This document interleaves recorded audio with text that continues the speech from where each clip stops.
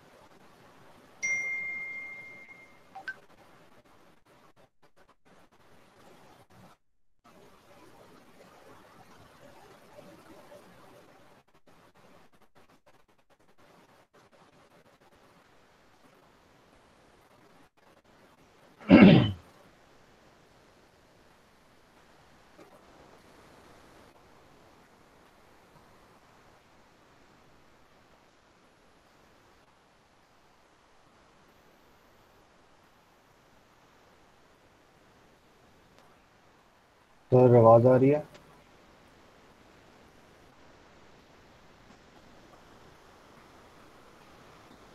अस्सलाम सर। अस्सलाम वालेकुम सर।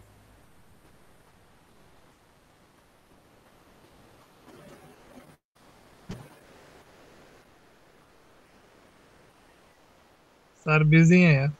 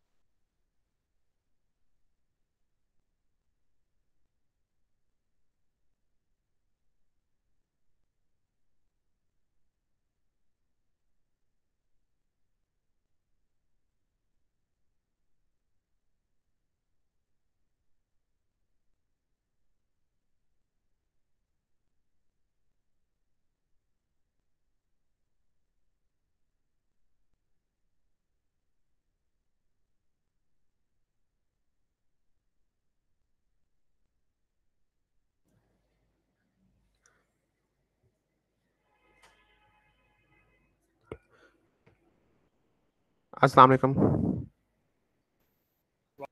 भाई वालेकुम अस्सलाम जी, क्या हाल है? अल्लाह का करम जी। कैसे हैं जैन भाई? अल्लाह का शुक्र। सर नहीं है? सर हैं। अच्छा अच्छा। सर मसरूफ है। ओके नहीं नहीं, ओके। मैं इधर ही हूँ, इधर ही हूँ मैं। Okay sir, okay sir. Sir आप तो खाना खा रहे होंगे ना?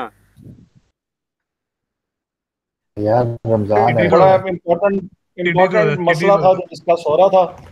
तो वालेकुम अस्सलाम अल्हम्दुलिल्लाह, अल्लाह का करम है, बिल्कुल ठीक हूँ। सुन में रहा सर सर था हम भी बस मैंने एक बेचारा। इम्पोर्टेंट मसला ही डिस्कस कर रहे थे इधर। सर मैंने इनको बताया भी है कि सर बिजी हैं, इन्होंने फिर आगे सर सलाम सर सलाम सर सलाम। हाँ, वो चलें, वो भी खैर अच्छी बात है, आने वाले को सलाम कहना चाहिए, तो हम उनको भी शुक्रिया अदा करते हैं जिन्होंने।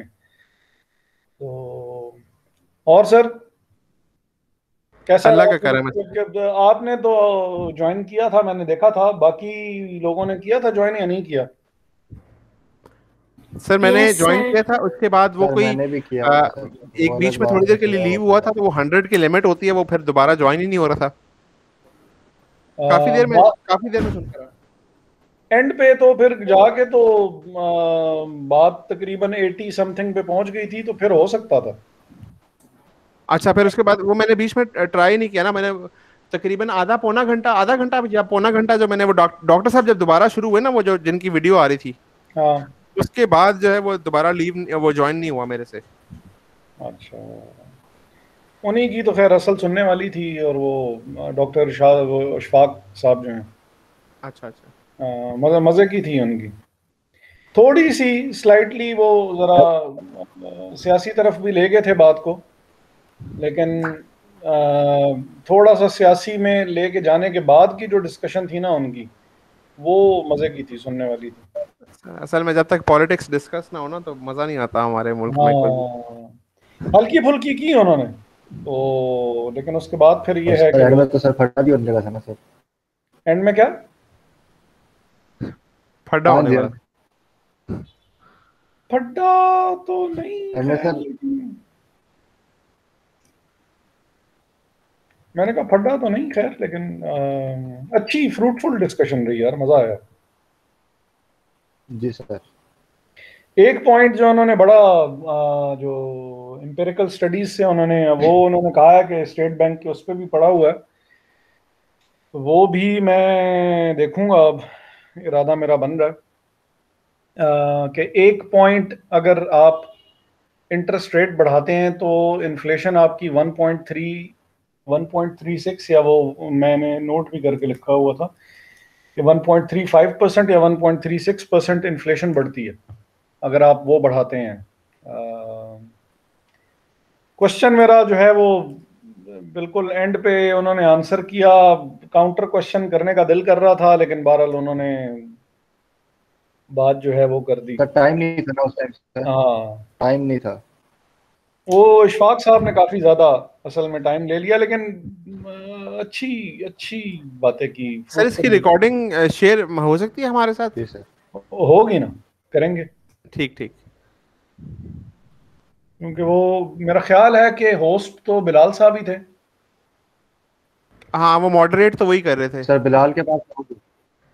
हाँ, तो वो बीच में मैंने ये भी सुना था कि this call is now being recorded, तो रिकॉर्डिंग हुई तो है। हाँ, मेरे तो ज्वाइन होने से पहले ही वो कॉल रिकॉर्ड हो रही थी, आपने शायद पहले से हाँ, ज्वाइन किया हुआ था। हाँ, तो बाकी लोग किधर हैं? सर हसन साहब का, सर हसन साहब की क्लास हो रही है सर, वो कह रहे थे कि कुछ कर लो।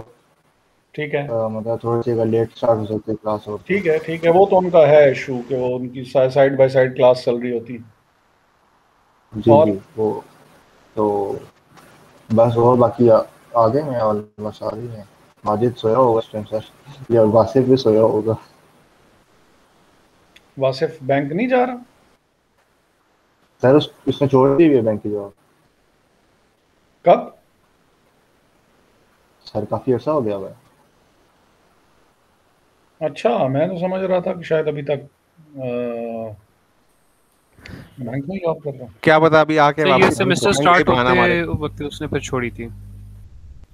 तो वो जो स्टार्ट की है उसने, वो जिम शिम वाला काम, वो उसके बाद ही किया?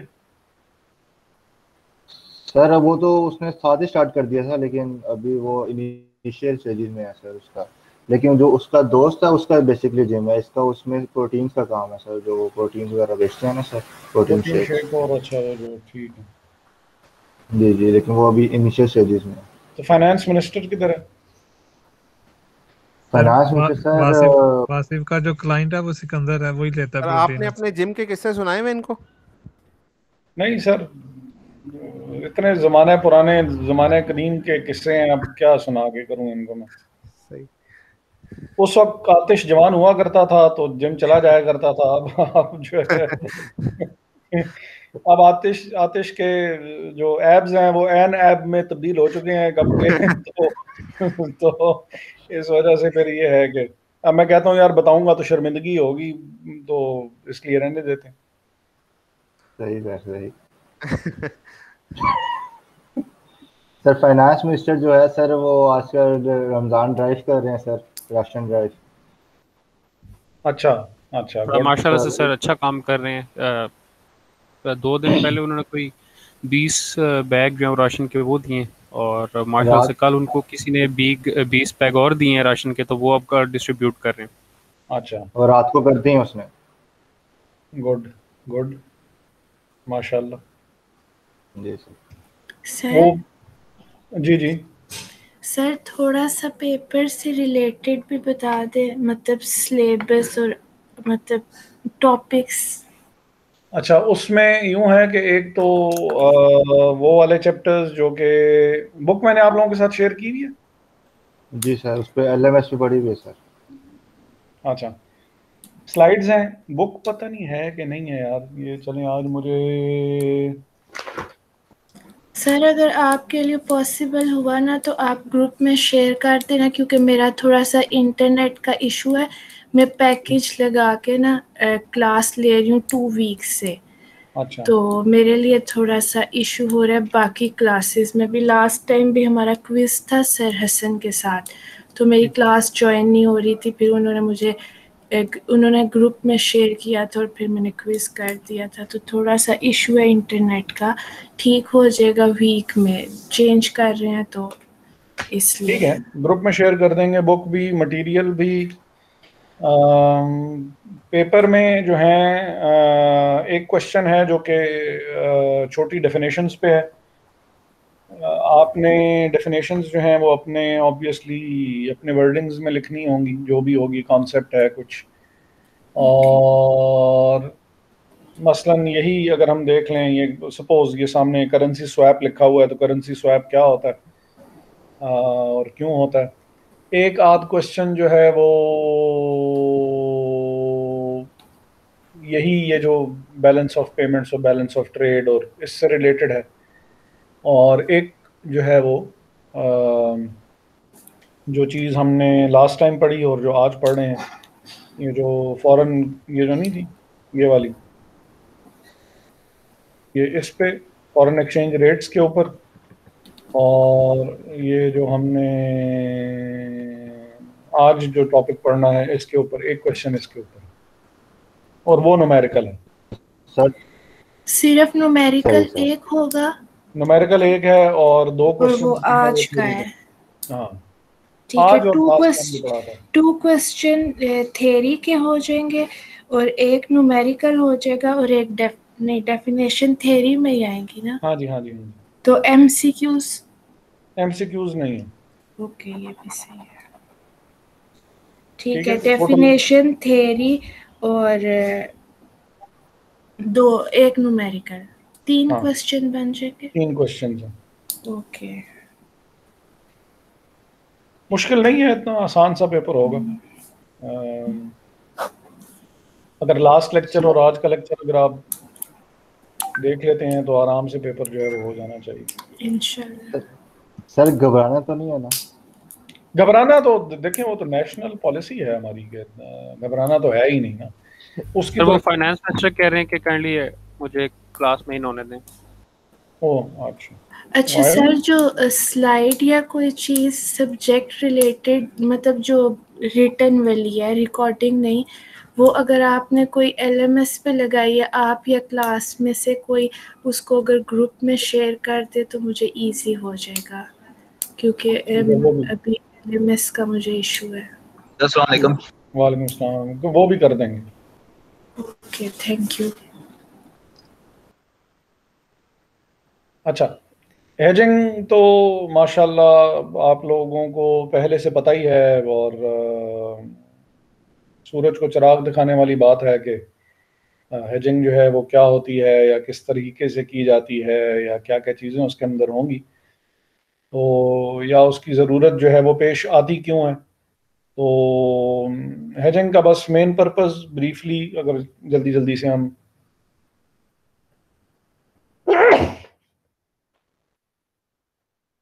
हेजिंग का मेन पर्पस जो है वो रिस्क को मैनेज करना है, अनसर्टेनिटी को गायब करना है। और रिस्क बेसिकली यही है कि जो आप एक्सपेक्ट कर रहे हैं रिटर्न, मसलन आप 8% आप रिटर्न एक्सपेक्ट कर रहे हैं तो 8% आपको नहीं मिलेगा। ये रिस्क है कि जो एक्सपेक्टेशन है आपकी, आप उस एक्सपेक्टेशन के ऊपर जो है वो पूरा नहीं, उसके ऊपर अमल दरामद कर पाएंगे या उसके ऊपर पूरा नहीं हो पाएंगे। अनसर्टेनिटी बेसिकली जो होती है ट्रांजैक्शन में, उस ट्रांजैक्शन की अनसर्टेनिटी को आपने एलिमिनेट करना होता है, जिसके लिए हेजिंग जो है वो की जाती है। वन ऑफ द टूल्स जो कि आप यूज़ कर सकते हैं वो हेजिंग है, कि उससे ट्रांजैक्शन में यकीनी सूरत हाल पैदा हो जाती है कि अगर रेट ऑफ इंटरेस्ट जो है वो 8%, सपोज कि अगर हमने इंटरेस्ट रेट स्वैप्स हैं, जैसे अगर आपने पहले उसमें एफआरएम जब आपने पढ़ी होगी तो शायद आपने उसमें डिस्कस किया हो कि काइबर जो है वो फ्लोटिंग है, चेंज होता रहता है, और आप इस अनसर्टन सिचुएशन से अपने आप को निकालना चाहते हैं तो आप स्वैप कर लें ऐसे इंटरेस्ट रेट से जो कि बॉन्ड के ऊपर दिया जा रहा है, सपोज, जो कि फिक्स्ड हो। तो फिक्स्ड एक्सचेंज रेट जो होगा, उससे सिचुएशन क्या हो जाएगी कि अब आपको पता है कि मैंने 8% ही पे करना है। प्राइस जब आप किसी के साथ तय कर लेते हैं, जब फॉरवर्ड कॉन्ट्रैक्ट्स आप यूज़ करते हैं या फ्यूचर्स कॉन्ट्रैक्ट यूज़ करेंगे या ऑप्शंस यूज़ करेंगे, तो प्राइस जो आपने उसके साथ डिटरमिन कर ली या डिस्कस कर ली या आपने उसके साथ फिक्स कर ली, जो स्ट्राइक प्राइस है, तो अगेन आपने चीज़ों को अनसर्टेनिटी से सर्टेनिटी की तरफ या फिक्स कर लिया आपने कि भाई अब रेट आपने यही, फायदा हो या नुकसान हो, आपने रेट यही पे करना है। आपको ये पता होगा कि भाई मैंने अमाउंट जो है वो पे कितनी करनी है। तो हेजिंग का मेन पर्पस अनसर्टेनिटी को ट्रांजैक्शन में से एलिमिनेट करना है, या जिस हद तक आप उसको रिड्यूस कर सकते हैं वो रिड्यूस करना। इसमें फिर जो चीज़ें आपने पहले भी जो पढ़ी हुई होंगी, वो लीडिंग और लैगिंग वगैरह और नेटिंग के ऊपर हम बात जो है वो पहले भी कर चुके हैं। और forward contract, futures contract, options और स्वैप्स वगैरह के ऊपर बात जो है वो आप लास्ट सेमेस्टर में जब आपने फाइनेंशियल रिस्क मैनेजमेंट पढ़ी होगी तो उस वक्त आपने डिस्कस की होगी। ब्रीफली, लीडिंग और लैगिंग मीन्स के आप एक्सपेक्ट कर रहे हैं कि फ्यूचर में जाके और सिचुएशन जो है वो हमारे लिए अनफेवरेबल हो जाएगी, ज़्यादा अनफेवरेबल हो जाएगी। फिलहाल सिचुएशन जो है वो हमारे लिए ज़्यादा इतनी है तो अभी भी अनफेवरेबल ही, लेकिन उतनी अनफेवरेबल नहीं है जितनी कि फ्यूचर में जाके हो जानी है। और आप ये डिसाइड करें कि चीज़ को मैनेज करने के लिए, प्राइस को मैनेज करने के लिए आप पेमेंट या रिसीट जो हो वो उसी वक्त ही क्लेम कर लें या आप पेमेंट फौरी तौर पे कर दें। ये हो जाएगा लीडिंग के वक्त से पहले, जो भी पेमेंट है या रिसीट है वो पेमेंट कर दी गई या रिसीट क्लेम कर ली गई। जबकि लैगिंग में ये होगा कि इसी के रिवर्स है कि आपने as much as possible delay किया ट्रांजैक्शन को, कि हो सकता है इस उम्मीद पे कि ट्रांजैक्शन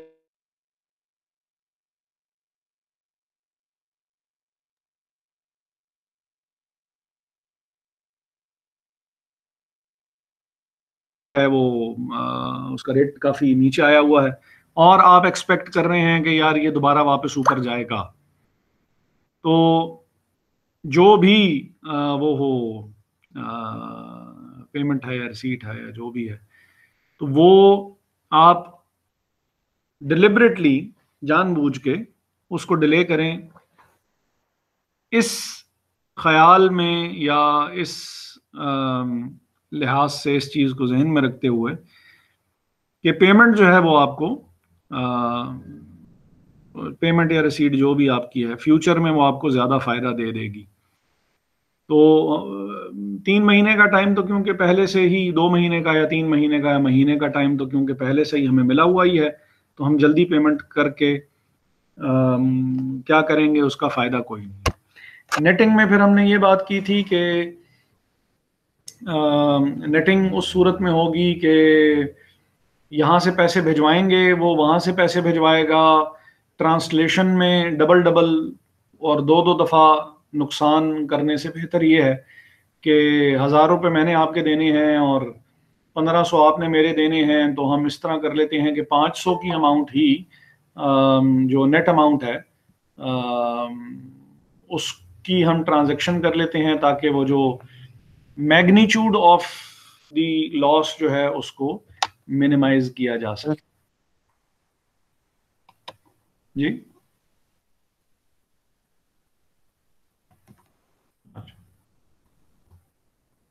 नेटिंग तक तो बात हो चुकी थी। फॉरवर्ड के ऊपर आपने पहले भी बात जो है वो की हुई है कि फॉरवर्ड कॉन्ट्रैक्ट्स क्या होते हैं। एक ऐसा कॉन्ट्रैक्ट जो कि किसी फ्यूचर डेट पे हो आज रहा है और एग्जीक्यूट किसी फ्यूचर डेट में होना है, और जो पेमेंट होनी है वो भी फ्यूचर डेट पे ही होनी है जब वो एग्जीक्यूट हो रहा होगा, लेकिन उसकी जो डिटेल्स वगैरह हैं, जो उसकी तफसीलात हैं, वो तफसीलात आपने आज ही फाइनलाइज कर दी हुई हैं। तो ऐसे कॉन्ट्रैक्ट को हम फॉरवर्ड कॉन्ट्रैक्ट कहते हैं। जो उसकी स्पेसिफिकेशंस हैं वो भी आज तय हो जाएंगी, डेट आज तय हो जाएगी, प्राइस आज तय हो जाएगी, क्वालिटी, क्वांटिटी, नंबर्स, सब कुछ जो है वो डिसाइड आज हो जाना है, लेकिन एग्जीक्यूट जो होगा वो एग्जीक्यूट हमने फ्यूचर में जाके करना होगा। और जो इसमें एक एक इम्पॉर्टेंट पॉइंट है वो ये है कि जो इस कॉन्ट्रैक्ट की टर्म्स एंड कंडीशंस हैं, वो टर्म्स एंड कंडीशंस हम आपस में मिल के तय करेंगे, कस्टमाइज कर सकते हैं according to our own needs. और ऑब्वियसली यानी जब हम उसको अपने लिहाज से उसको हमने टेलर मेड किया है अपनी अपनी सिचुएशन के अकॉर्डिंगली, तो ऐसा भी हो सकता है कि वो उस कॉन्ट्रैक्ट की मार्केट यानी सेकेंड हैंड मार्केट उसकी में उसकी एग्जिस्टेंस हो जाए और वो सेकेंड हैंड मार्केट में निकल जाए, और ये भी हो सकता है कि वो ना हो, क्योंकि अब हर किसी ने ऑब्वियसली ट्रेडिंग जो उन्होंने करनी है वो उन्होंने अपने रिक्वायरमेंट्स और अपनी कंडीशंस के अकॉर्डिंगली करनी होती है। तो मे बी कि उनकी रिक्वायरमेंट्स और उनकी कंडीशंस और उनकी स्पेसिफिकेशंस हमारी रिक्वायरमेंट्स, हमारी कंडीशंस, हमारी स्पेसिफिकेशंस के साथ ना मिल रही हों। तो यूजुअली जो ये फॉरवर्ड कॉन्ट्रैक्ट्स होते हैं ये बिटवीन टू पार्टीज यूजुअली, और इसमें होता यूं है कि बैकआउट करने का चांस जो है, ये आपने पहले भी आपने पढ़ा हुआ होगा कि बैकआउट करने का चांस जो है वो आपके पास नहीं होता है। इसको फुलफिल करने का या एग्जीक्यूट करने का जो तरीका है आपके पास वो ये है कि या तो फ्यूचर डेट जो वो है या तो जो प्राइस आपकी डिसाइड हुई भी है, एग्रीड अपॉन प्राइस जो है, उस एग्रीड अपॉन प्राइस के ऊपर उसको एग्जीक्यूट कर लें। और नंबर 2 के अपोजिंग पोजीशन जो है वो आप ले लें। मसलन अगर आपने कोई लॉन्ग कॉन्ट्रैक्ट किया हुआ है तो आप अपोजिंग सेम वही कॉन्ट्रैक्ट शॉर्ट का कर लें। तो उससे ये होगा कि 1 मिनट के लिए होल्ड कीजिएगा।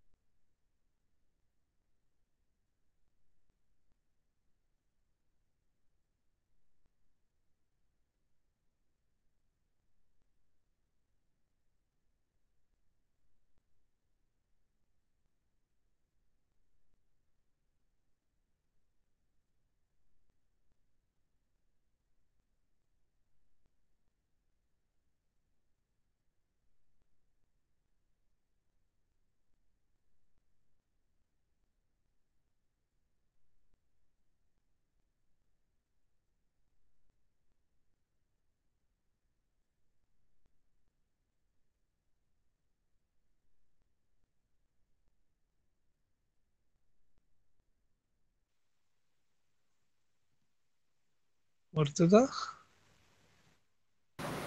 जी कल मैच देखा था? यार, बाबर आजम ने क्या कमाल बैटिंग की है कल। मजा आया। ओए होए होए होए होए। भाई हमारा नेक्स्ट वजीर आजम बाबर आजम है, वर्ल्ड कप जीतेंगे, देख लेना। नहीं, लेकिन उसमें फिर बड़ा टाइम लगेगा वो वर्ल्ड कप से, फिर वो 22 साल की फिर स्ट्रगल होती है। 22 साल की स्ट्रगल के बाद फिर बनता होता है, ऐसे थोड़ी बन जाता होता है। अफरीदी को तैयार कर रहे हैं वैसे। जी जी सर, लेकिन सर उसने वर्ल्ड कप नहीं जितवाया नहीं सर। करते। सर अफरीदी अफरीदी से ने पहले एक वो वर्ल्ड कप बॉयज जितवाया प्लेड हुआ। वेल वाला नहीं आएगा? हाँ, अभी अफरीदी का नंबर है सर। वैसे यूनुस खान भी है ना सर? हाँ, यूनुस खान भी है। हाँ, हाँ, T20 जितवाया है उसने। हाँ, एक सदर बन जाएगा, एक वजीर आजम बन जाएगा, कोई मसला नहीं। तो सर हमारे उसको इंजी भाई किधर गए? कौन से भाई? इंजी भाई। सर ये नंबर का यार क्या उन्हें बनेगा फाइनेंस सर? मिनिस्टर लगाएंगे ना। हाँ हाँ उन्होंने सर वहां पे जाके कहना बॉयज प्लेड वेल। हाँ, उनको उनको स्पोर्ट्स का लगा देंगे, कोई मसला नहीं। देखें, जान पहचान वाले प्यार जो जो दोस्त होते हैं, फिर उनका ख्याल तो रखना पड़ता है ना। जैसे जुल्फी बुखारी हैं, उनका भी ख्याल रखा हुआ है। तो पाकिस्तान है, क्या करें। अच्छा, तो फॉरवर्ड रेट्स की हम बात कर रहे थे कि फॉरवर्ड रेट की नहीं, फॉरवर्ड कॉन्ट्रैक्ट्स की हम बात कर रहे थे कि फॉरवर्ड कॉन्ट्रैक्ट में जो कस्टमाइज्ड होंगी, टेलर मेड होंगी एक दूसरे के लिहाज से, उन्होंने रेट वगैरह जो है वो उन्होंने बनाए हुए होंगे। और और इसके अलावा हाँ, बात ये हो रही थी कि इसको एग्जीक्यूट करने का तरीका ये है कि या तो आप वो कर लें, पेमेंट कर दें जो एग्रीड अपॉन प्राइस है, या फिर अपोजिंग पोजीशन ले लें। और लॉन्ग और शॉर्ट पोजीशन की हमने बात की थी, तो वो हम बात कर लेते हैं कि जैन से पूछ लेते हैं कि मोहम्मद जैन से, अगर वो इस वक्त वो रोटी भी नहीं खा सकते, तो कि ये लॉन्ग और शॉर्ट पोजीशन कौन सी होती है?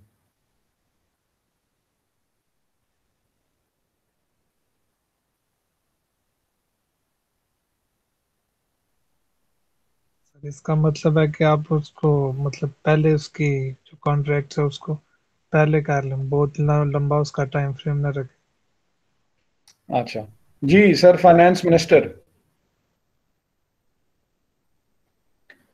जी सर। ये लॉन्ग पोजीशन और शॉर्ट पोजीशन क्या होती है? सर अभी नहीं याद आ रहा। अच्छा, मिशेल।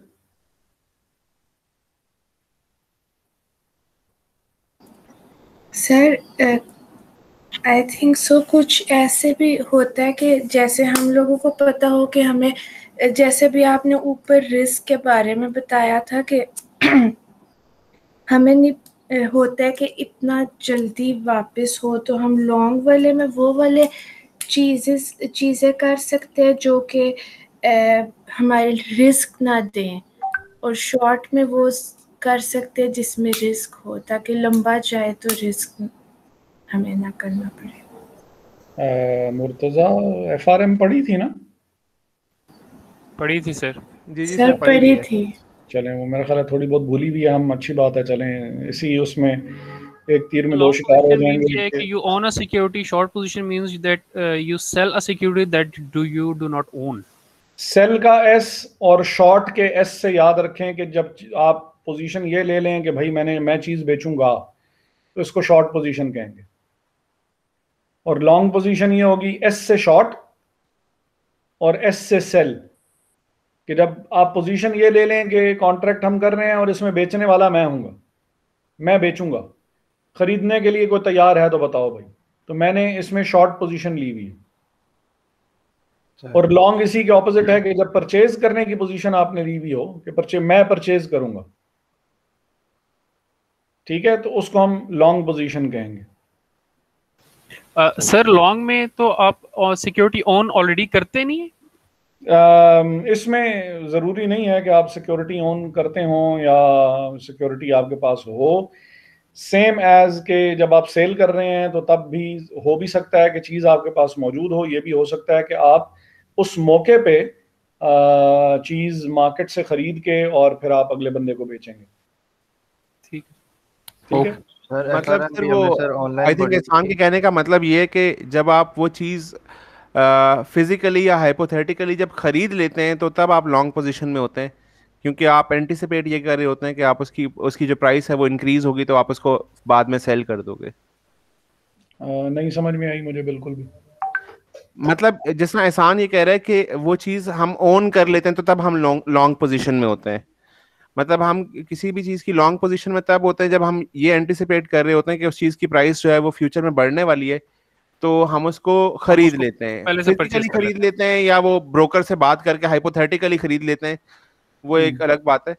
लेकिन ये कि जब हम उसको खरीद लेते हैं या उसको ले लेते हैं तो फिर वो हम लॉन्ग पोजीशन में होते हैं।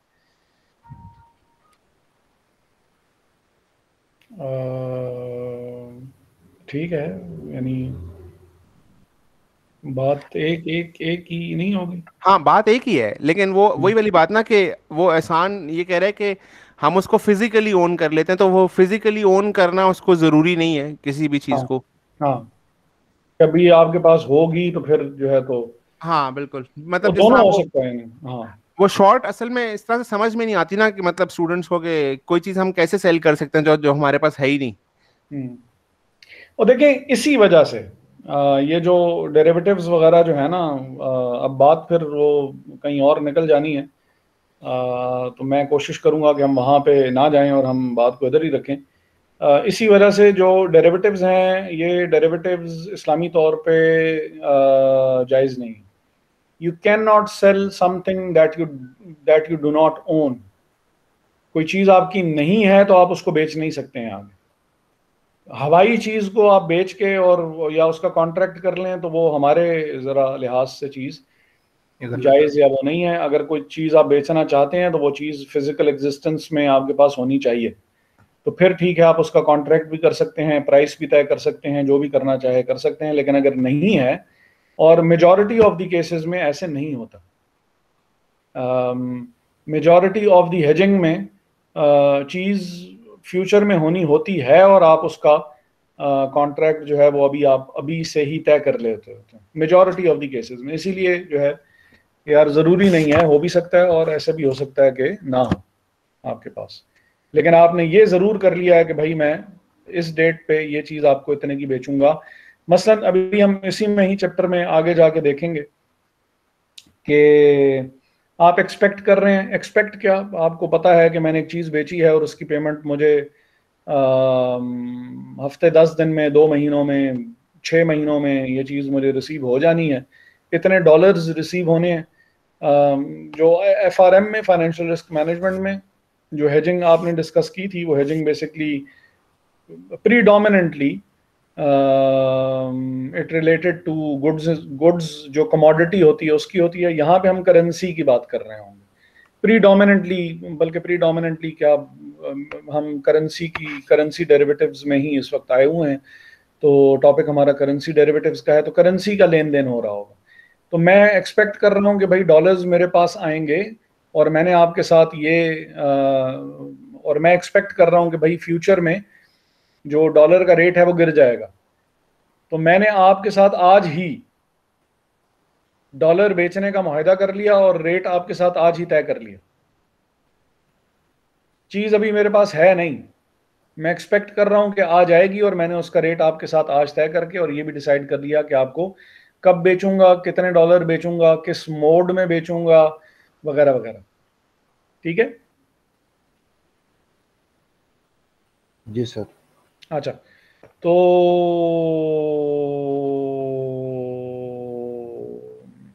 अब जो मेन जो चीज़ है कि फॉरवर्ड एक्सचेंज कॉन्ट्रैक्ट तो हमने खैर बात कर ली कि उसकी फॉर द परचेज और sale of a specified amount, specified currency, for delivery at a specified date और एट अ स्पेसिफाइड रेट। तो इसमें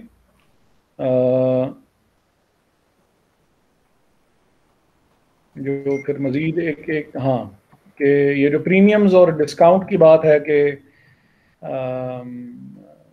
प्रीमियम्स और डिस्काउंट ये है कि जो फॉरवर्ड रेट्स है आर ड्राइव फ्रॉम अब फॉरवर्ड रेट का जो फॉर्मूला है वो यहाँ पे ही आगे, ये फॉरवर्ड रेट का फॉर्मूला दिया हुआ है। It's very much similar to purchasing power parity theory, और वो जो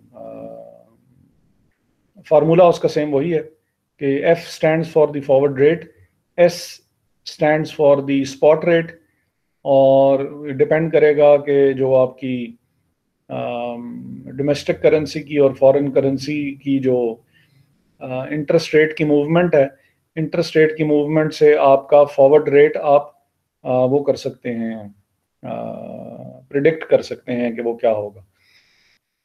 और अगर करेंसी वो है क्या कहते हैं कि बिक रही है उस पे प्रीमियम पे या डिस्काउंट पे बिक रही है, तो ये बातें समझ में आ रही हैं ना जो साथ साथ कर रहा हूँ, या ये मजीद और भी थोड़ा सा, अगर बिल्कुल ही उसकी भी बेसिक्स नहीं पता है FRM की, फाइनेंशियल रिस्क मैनेजमेंट की, तो फिर हम जरा इसको सर इशू ये है कि FRM हमने 1 साल पहले पढ़ी थी, और वो भी ना ऑनलाइन पढ़ी थी। अच्छा, और रमजान में ही पढ़ी थी। गुड हो गया, क्या तो बात है सर वो भी थोड़ा सा ना निकला हुआ दिमाग से, तो थोड़ा सा ब्रीफली एक्सप्लेन कर देंगे तो अच्छा होगा सर। ठीक है। अभी मतलब तक सर सेमेस्टर 3, 4, 5 और ये अब 6 भी हमारा ऑनलाइन चल रहा है, चौथा सेमेस्टर हमारा ऑनलाइन। कहने का मतलब ये है कि ना पिछली दफा समझ आई थी ना अब समझ आएगी। जैन पे सही पहुंचे अभी। अच्छा अच्छा अच्छा अच्छा। सर आपको भी पता है साहब ने कॉपी पेस्ट वाले पेपर दिए थे ऑनलाइन में जब फर्स्ट टाइम हुए थे। खैर है, वो सेकंड टाइम भी वैसे ही हुआ था, थर्ड भी वही हो गया, तो और आने वाला भी सर वही होगा।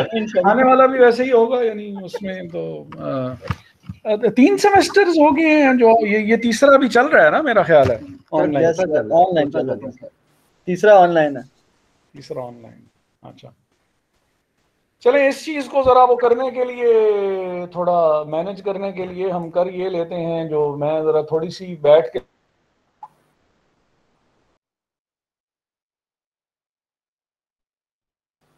सर आपकी आवाज नहीं आ रही। ऑडियो चली गई सर। सर आपकी आवाज नहीं आ रही। हाँ बिल्कुल सर सही, आपकी आवाज वो गायब हो गई थी है ना। हाँ अभी सर भी पानी नहीं पी आ गए थे। सर बिल्कुल गायब हो गई थी सर, आपका हाँ हाँ माइक म्यूट हो गया। हाँ बिल्कुल गायब हो गई थी, तो कोई मसला नहीं है। मैं यानी पॉइंट अपना एक दफा फिर से दोहरा देता हूँ। मैं ये कह रहा था कि जो पढ़ाया थोड़ा जाए, काम करने के लिए ज्यादा दिया, जी सर। उससे फिर जो सीखने वाला है वो फिर ये है कि वो सीख भी सकता है। चलें अच्छा,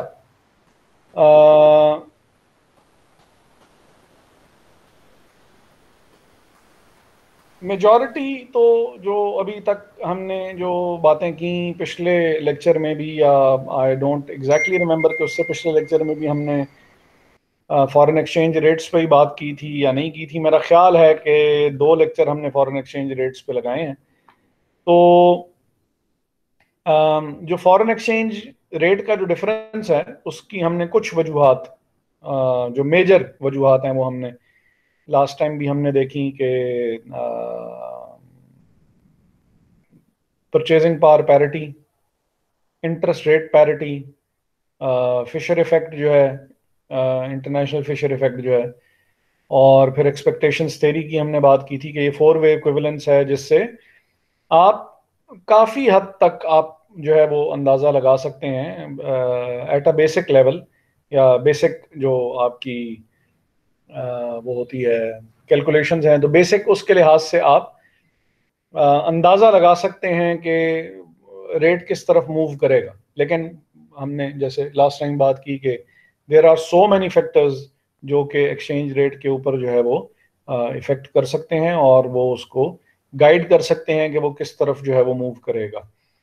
तो बैंक्स की बहरहाल यहाँ पे जो उन्होंने बात की हुई है कि वो जो फॉरवर्ड रेट्स जो वो कोट करते हैं, तो फॉरवर्ड रेट कोट करने के लिए वो बेसिकली वो जो इंटरेस्ट रेट पैरिटी है, इंटरेस्ट रेट पैरिटी को कैलकुलेशंस में इन्वॉल्व करते हुए बेसिकली फॉरवर्ड रेट्स जो होते हैं, फॉरवर्ड एक्सचेंज रेट जो होते हैं वो कोट करते होते हैं। और वो जो रेट्स हैं वो स्ट्रॉन्गर भी हो सकते हैं और वीकर भी हो सकते हैं। और स्ट्रॉन्गर और वीकर के ऊपर भी हमने बात की हुई है कि स्ट्रॉन्गर रेट कौन सा होता है और वीकर रेट कौन सा होता है in comparison to the domestic currency. अगर आपको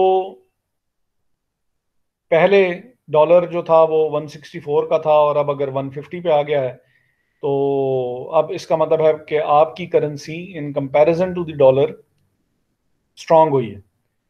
और अगर 164 से बात 168 पे चली जाती है तो मींस के आपकी currency in comparison to the dollar weaker हुई है, कि अब ज्यादा पैसे जो है वो आपको देने पड़ रहे हैं।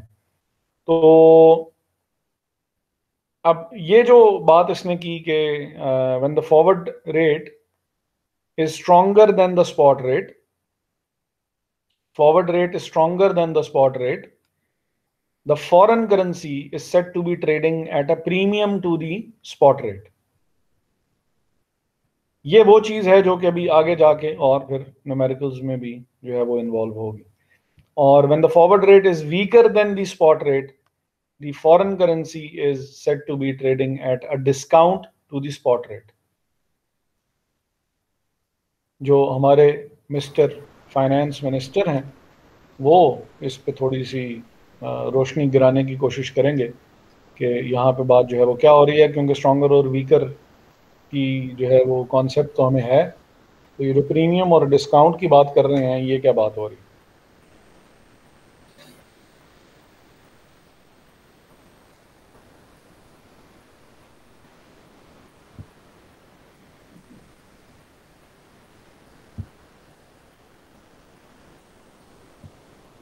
सर आवाज चली गई है सर वो हम में नहीं रहे अब।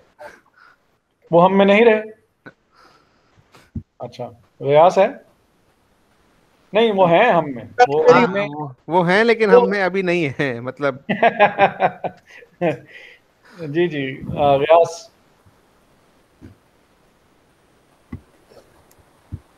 जी सर। ये क्या बात कर रहे हैं वो? जी सर। ये क्या बात हो रही है?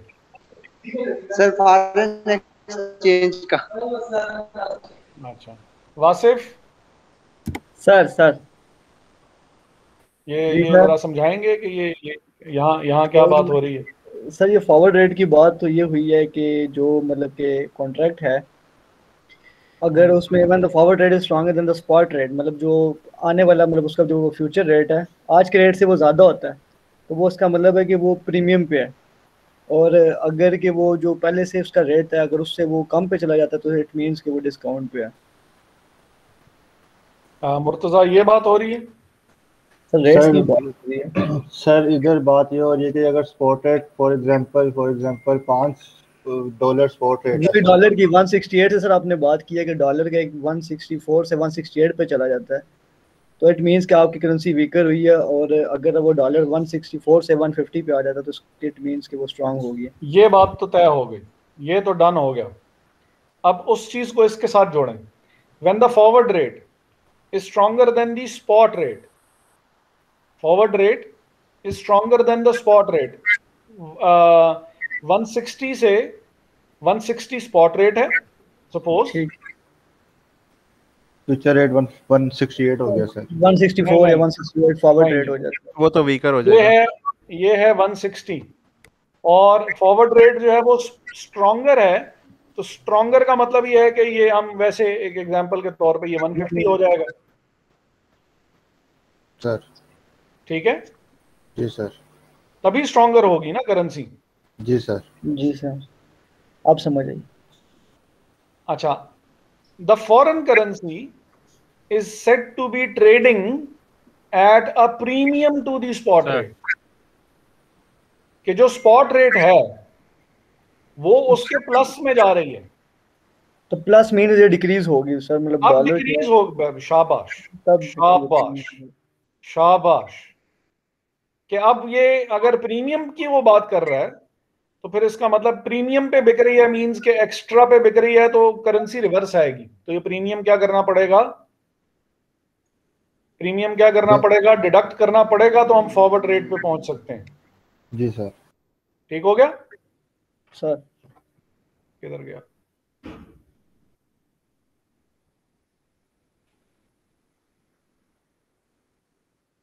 अगर वो है डायरेक्ट कोट है और forward rate at a premium to spot है तो ऐड करेंगे प्रीमियम, और अगर forward rate at a discount है तो डिडक्ट करेंगे प्रीमियम। और अगर इनडायरेक्ट कोट है तो डिस्काउंट, अच्छा डिस्काउंट पे तो खैर हम अभी आए नहीं है, हम इसके ऊपर वापस चलते हैं।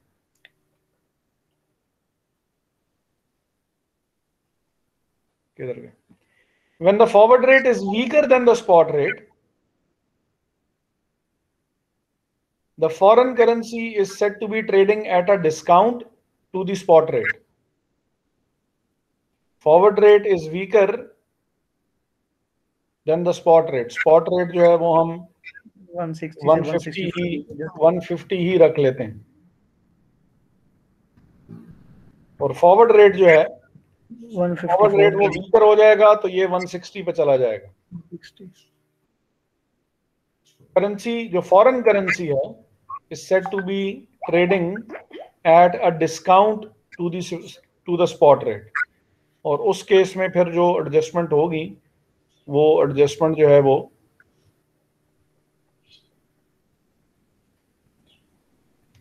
इनडायरेक्ट कोट अगर हो रही है और फॉरवर्ड रेट हम अगर उसकी बात करें तो forward rate at a premium to the spot तो डिडक्ट करेंगे डिस्काउंट, और forward rate at a discount हो तो ऐड करेंगे डिस्काउंट। एडजस्टमेंट इसकी ऐसे होगी, अभी हम न्यूमेरिकल देखेंगे तो इसमें मजीद क्लैरिटी भी हम ऐड कर लेंगे कि इसकी एडजस्टमेंट जो है वो कैसे होनी है।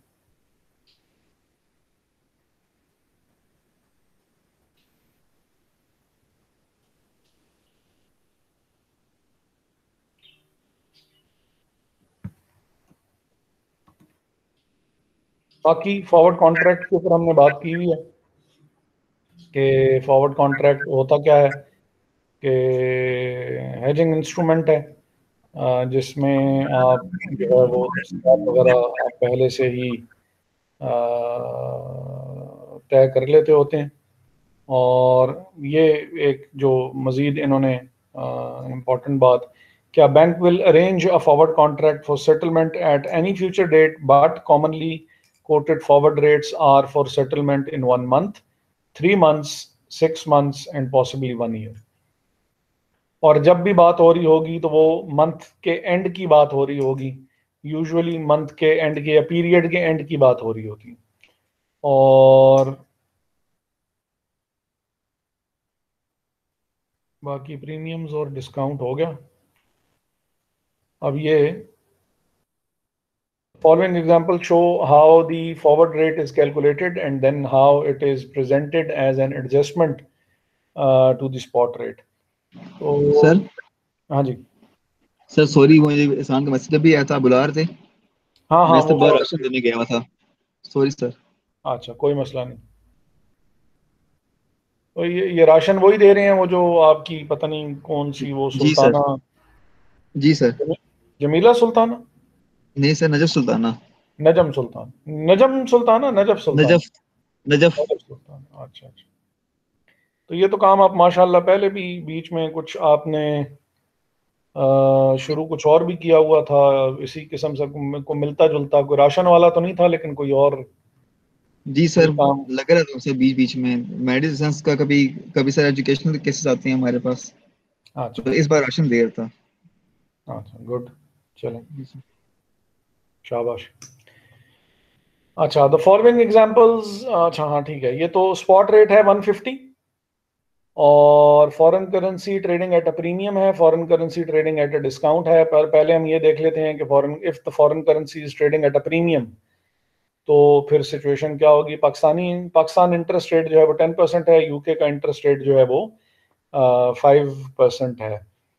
अब इसमें अगर वो किया जाए इंटरेस्ट रेट पैरिटी थ्योरी को अगर देखा जाए तो क्योंकि पाकिस्तान में इंटरेस्ट रेट हायर है तो इंटरेस्ट रेट हायर होने की वजह से ऑब्वियसली जो करेंसी है वो हमारी वीकर होगी। वीकर होने का मतलब ये है कि करेंसी जो है वो हमारी जाएगी पॉजिटिव में जाएगी। 150 है तो ये 157 में कैलकुलेशन करके इन्होंने 157 कर दिया, बहरहाल 150 प्लस में जाएगी। और अगर रिवर्स सिचुएशन होती तो फिर यानी हमने ये बात की हुई थी कि जिस कंट्री में रेट ऑफ इंटरेस्ट कम होगा उस कंट्री की करेंसी स्ट्रॉन्गर होगी, और जिस कंट्री में रेट ऑफ इंटरेस्ट ज्यादा होगा उस कंट्री की जो करेंसी है वो वीकर होगी। ठीक है जी। और वो हमने ये करके देख भी लिया कि 157 जो है वो पहले हम सिर्फ इस वाले कॉलम को और इस एग्जाम्पल को हम देख रहे हैं। अब इसमें 157 जो है ये हम एक्सपेक्ट कर रहे हैं कि ये फ्यूचर में हमारा करेंसी जो है वो इसके ऊपर जाएगी, तो हमने इसको कह दिया है कि ये फॉरवर्ड रेट है। सर ये जो और अभी बताया इसमें जो ऊपर जी 1.1 जो है, आवाज नहीं आ रही यार। मैंने कहा सर ये जो ऊपर आपने भी एग्जांपल बताई है इसमें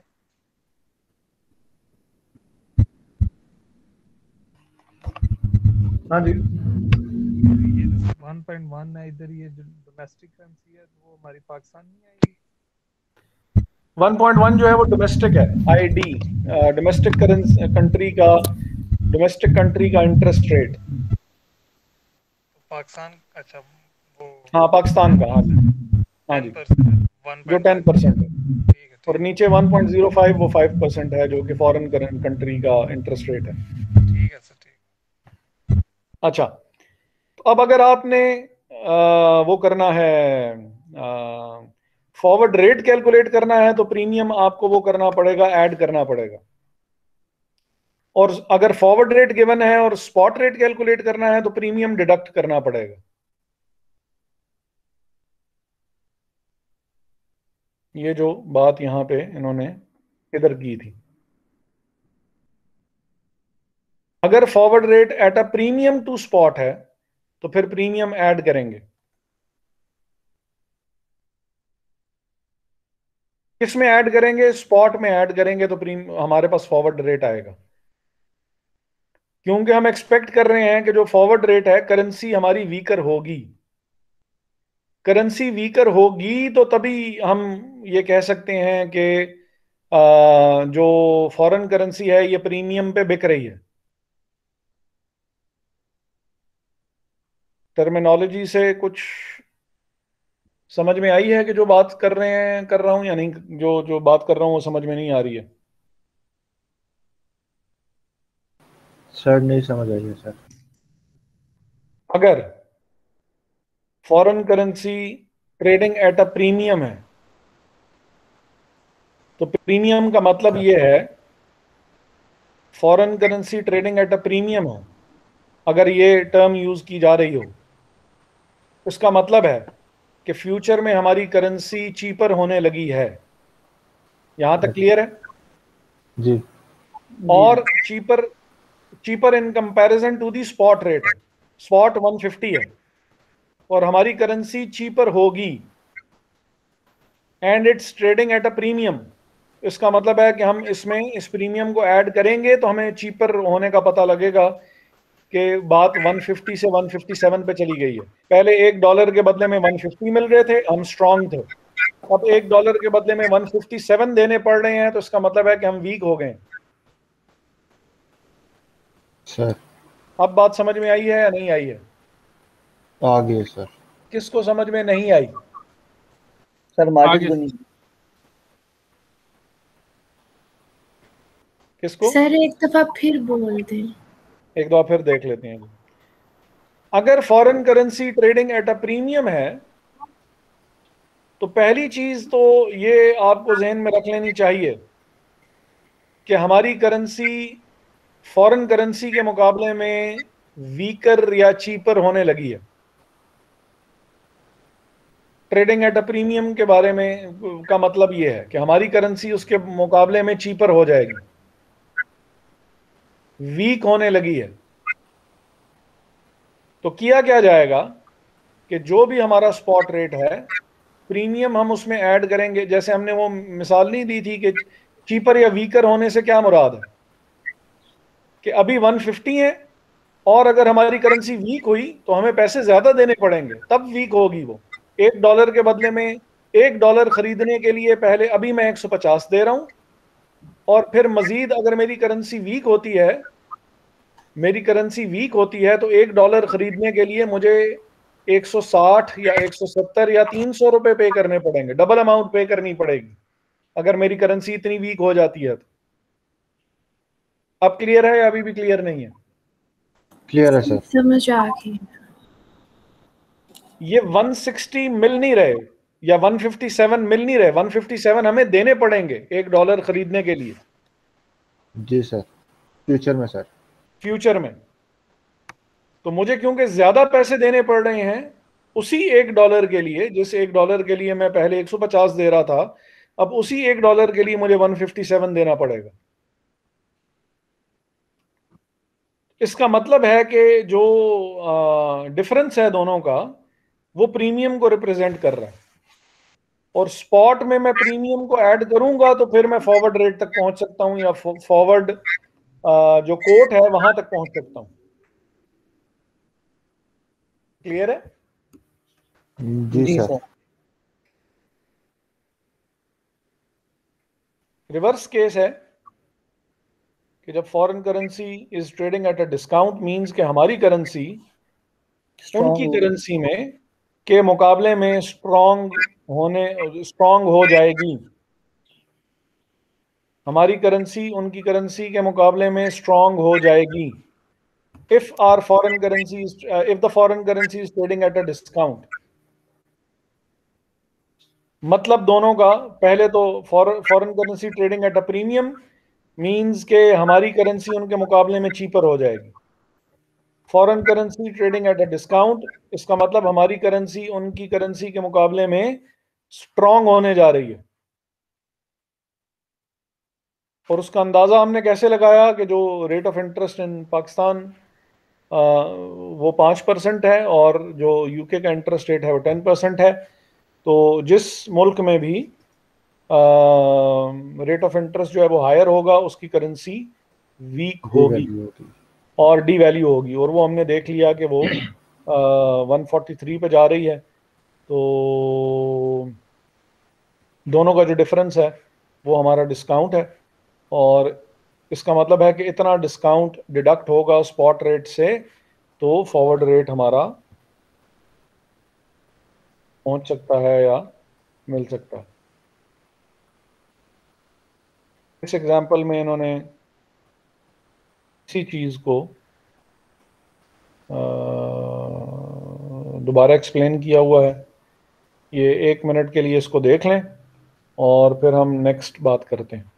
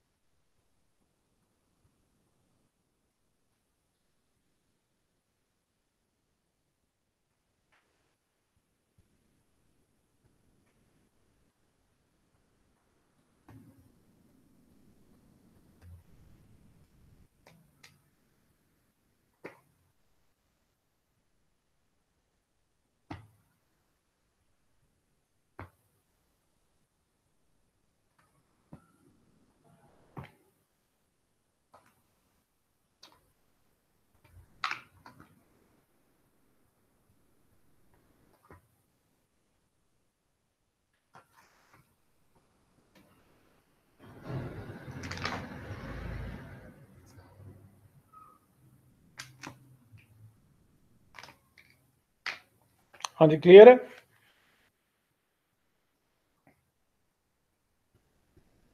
क्या मैं एक्सप्लेन कर दूं? सर हो गया सर एक्सप्लेन, क्लियर है सर।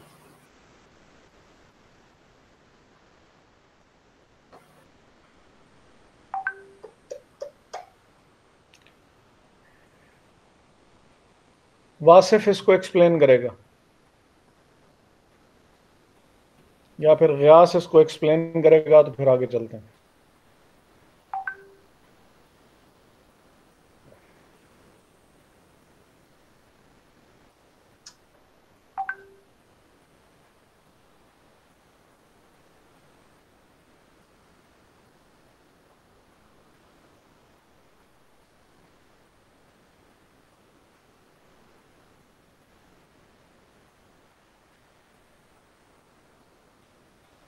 हम माजरत ख्वाह हैं, आपका मतलूबा नंबर फिलहाल मसरूफ है।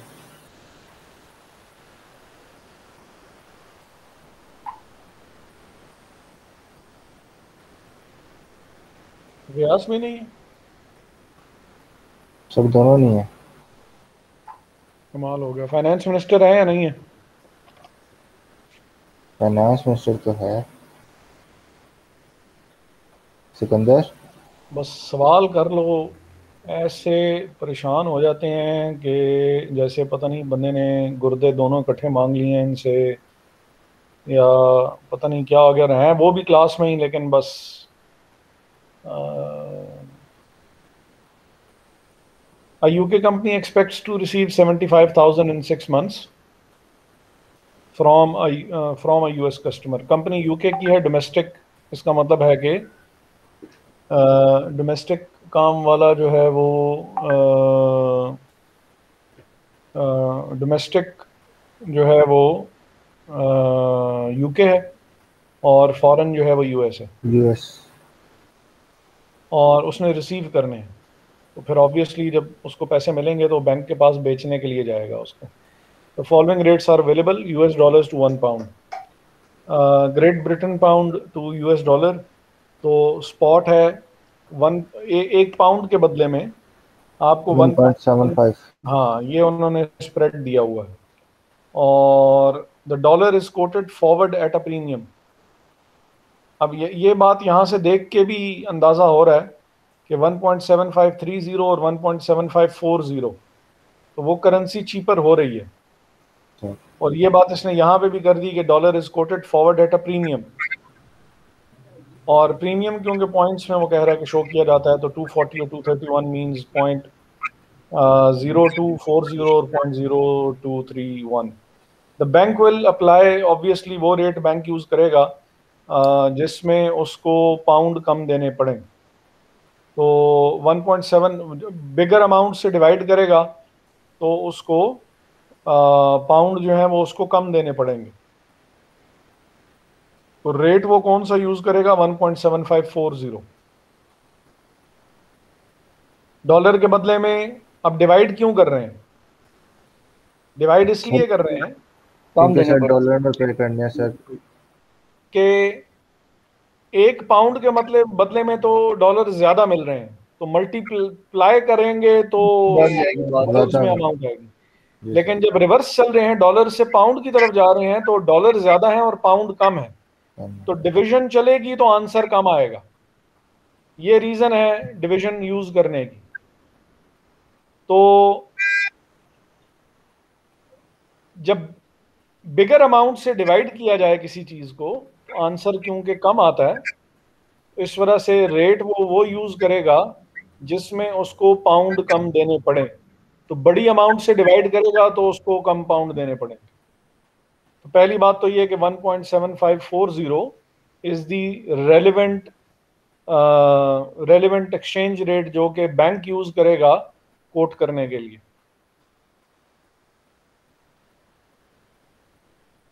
पहली बात तो ये हो गई। ये बात समझ में आई है कि नहीं आई है? जी सर।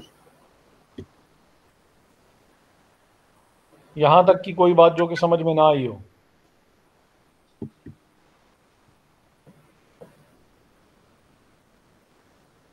यहां तक की कोई बात जो समझ में ना आई हो? सर ये बैंक वाली जो है इसको जरा एक दफा रिपीट कर। अच्छा,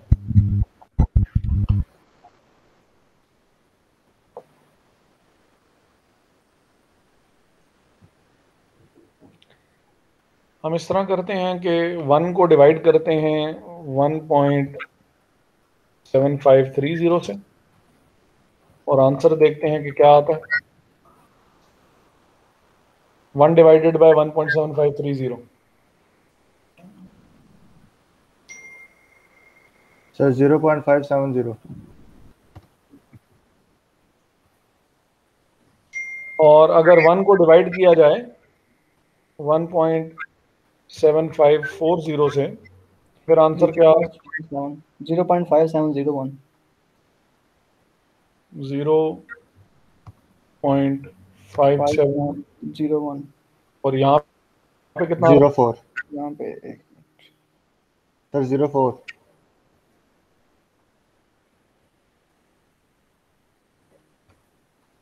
04 ठीक है। इधर इसको ज्यादा डॉलर देने पड़ जाए, ज्यादा पाउंड देने पड़ जाएंगे, जबकि यहाँ पे इसको पाउंड कम देने पड़ रहे हैं। 0.0003 का फर्क है। और जब आप ऑब्वियसली 75,000 से या जब आप मिलियन या उससे मल्टीप्लाई करते हैं तो फिर अकॉर्डिंगली फिर वो मैग्नीट्यूड बढ़ता बढ़ता ऑब्वियसली, क्योंकि उन्होंने तो लाखों का कारोबार करना होता है दिन में बैंक ने, तो ये थोड़ा थोड़ा सा फर्क भी मल्टीप्लाई होते होते अच्छा खासा बन जाएगा। ठीक है जी सर। तो रेट वो यूज किया जाएगा जिसमें पाउंड कम देने पड़े। तो जब आप किसी भी फिगर को, ये 1 को हमने 1.7530 से डिवाइड किया, आंसर ज्यादा आया। 1 को हमने 1.7 बिगर अमाउंट से डिवाइड किया तो आंसर थोड़ा आया। जी ठीक सर। है, जी सर। इसलिए बैंक कौन सा रेट यूज करेगा? जिसमें बैंक को बचत हो रही है, जिसमें बिगर बैंक को अमाउंट। कम पाउंड पे करने पड़ रहे हैं, जो कि जी 1.7540 है। क्लियर है? जी सर। यहां तक की कोई बात जो कि किसी को समझ में ना आई हो?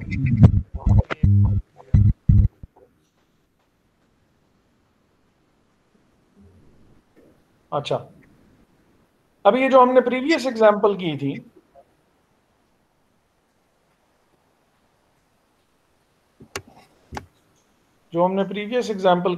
इसमें हमने प्रीमियम ऐड किया था स्पॉट में। यहां प्रीमियम डिडक्ट क्यों किया जा रहा है स्पॉट में से?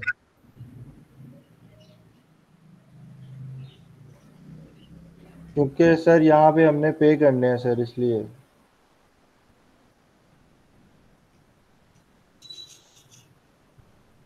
जी एहसन,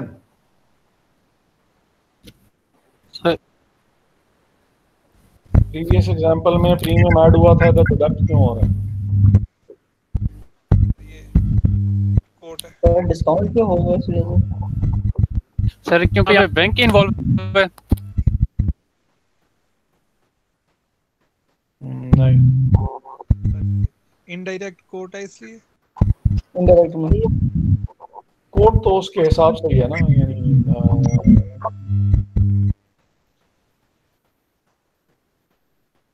जी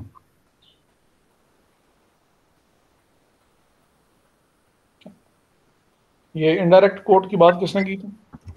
जैन।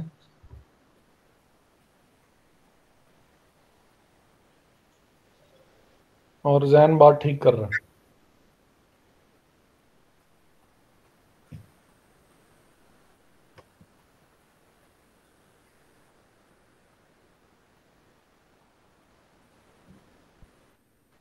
सर ऊपर जो आपने वो दिखाया था वो उसमें लिखा हुआ डायरेक्ट कोड में। हाँ हाँ, इनडायरेक्ट कोड के केस में ये वाला जो केस था ये डायरेक्ट था। ये the next example shows the situation for currency coated indirectly. Indirect code के केस में जो प्रीमियम होगा वो डिडक्ट हो जाएगा। डायरेक्ट कोड और के सर केस डिस्काउंट ऐड होगा सर? डिस्काउंट ऐड हो जाएगा। सर वाइस वर्सा है, बिल्कुल वाइस वर्सा। हाँ जी, यस। ठीक है। जी अब वो सर। इस रेट को यूज करेगा बैंक 1.7309 को, और वो ये देखेगा कि 75,000 के पाउंड कितने आते हैं, तो वो पाउंड बेसिकली 43,330.06 आ रहे हैं। इतने पाउंड जो है वो पे कर दे। ठीक है। जी सर।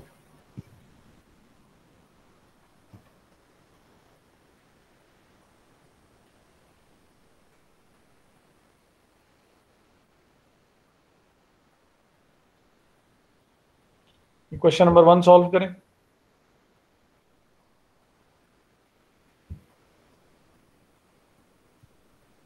क्वेश्चन नंबर 1 आप सॉल्व करें।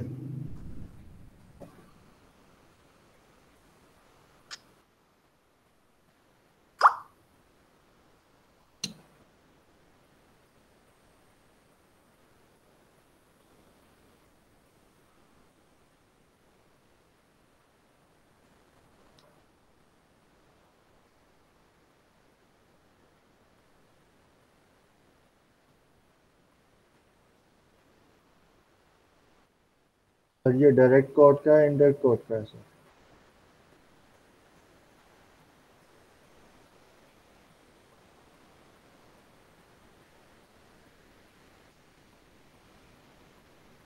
डायरेक्ट कोट है।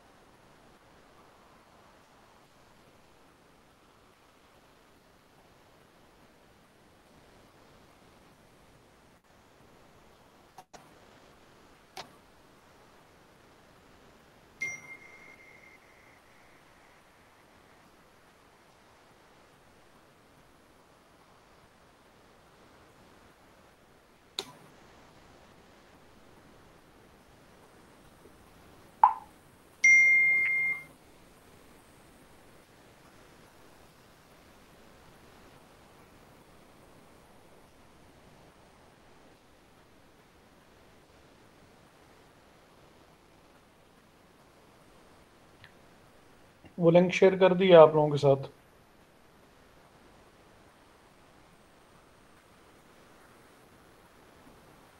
जी सर, मिल गया सर।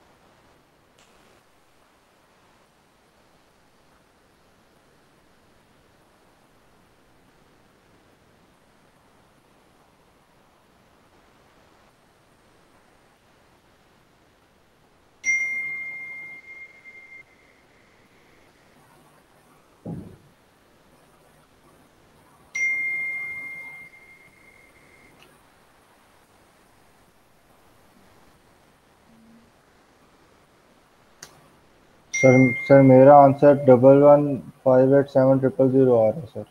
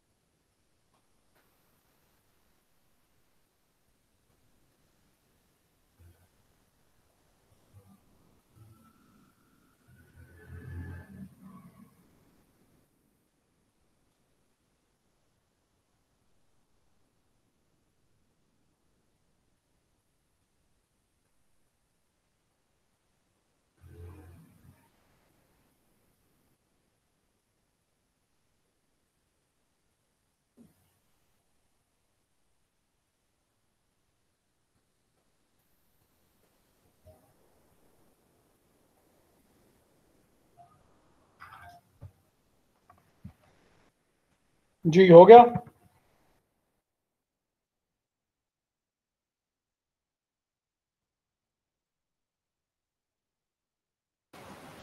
सर मैंने कुछ किया तो है, अब मुझे नहीं पता कि मतलब ठीक है कि नहीं। क्या आंसर आ रहा है? सर मेरा तो आंसर आया है 11158700। बाकियों का भी यही आया है? सर मेरा 114 है।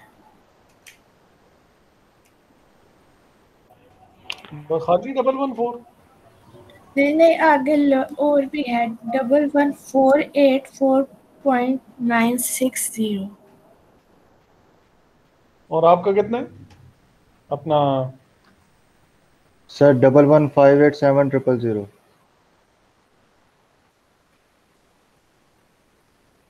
यार ये इतना ज्यादा कितने थे ये? सर मैंने मैंने जो किया सर वो ये 11.22470 में ऐड नहीं किया ये। मीडियम है ना।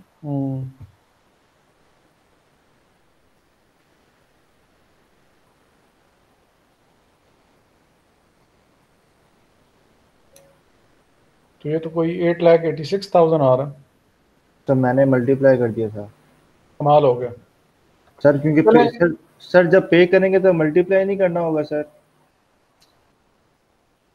ये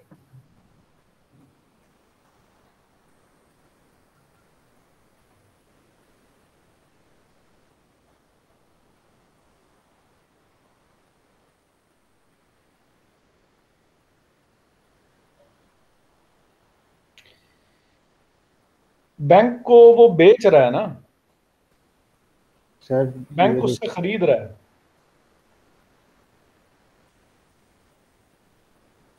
सर लेकिन यूएस कंपनी तो पे कर रही है ना sir. What will it cause the US company to in dollars to pay the Mexican supplier in 3 months? हाँ तो डॉलर्स उसको वो करने हैं ना यार, पे डॉलर्स उसको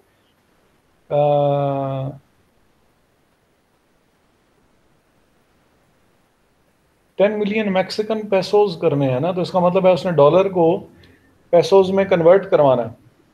जी सर। तो बैंक को वो डॉलर पे करेगा और बैंक उसको उसके बदले में पेसोज दे देगा। तो बैंक वो रेट कोट करेगा इसको जिसमें बैंक को वो हो रहा हो, बैंक को पेसोज कम पे करने पड़े। डॉलर तो वो डॉलर ज्यादा ले ले और पेसोज जो है वो उसको, सर यानी 10 मिलियन पेसोज के बदले में उसको डॉलर ज्यादा मिले। बेसिकली सर इस क्वेश्चन में हमने इसको बताना है कि कंपनी ने बैंक को कितने डॉलर देने हैं। उल्टा बता रहे हैं कंपनी ने। हाँ बैंक को, हाँ सही, हाँ 11.247 कौन सा है यार?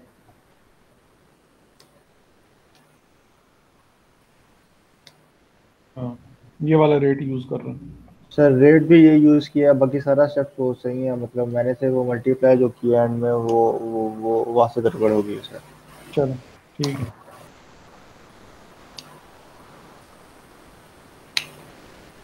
तो मनी मार्केट हेजेस काफी मजेदार चीज है। आधा घंटा है ना हमारे पास? जी सर 5:30 तक है। हाँ ठीक है।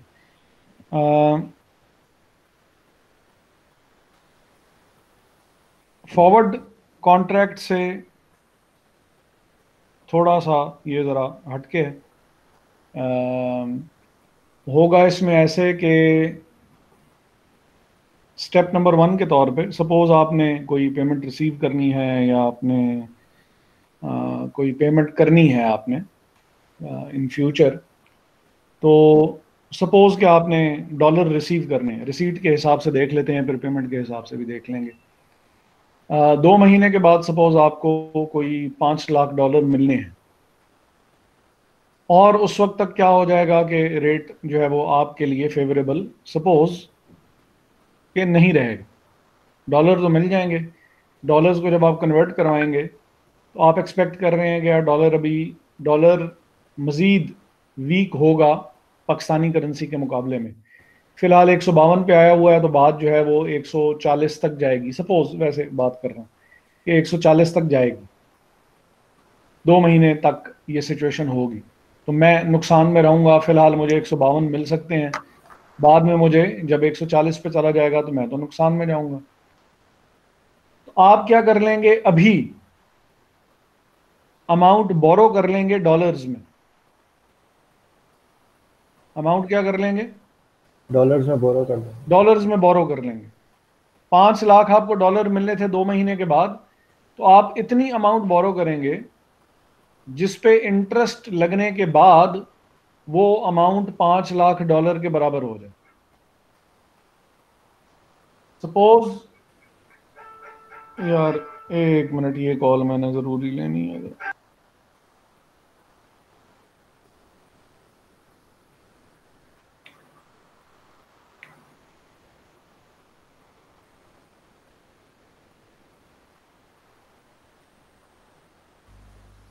मुर्तजा जी एहसान, ये जो आपने 11.2470 में 0.340 ऐड किया है, ये हाँ 0.0340 ऐड नहीं होगा? नहीं, हाँ जी, क्यों? 0.0340 ऐड होगा। आपने सिर्फ 0.340 ऐड किया हुआ है। हो जाएगा, सब हो जाएगा।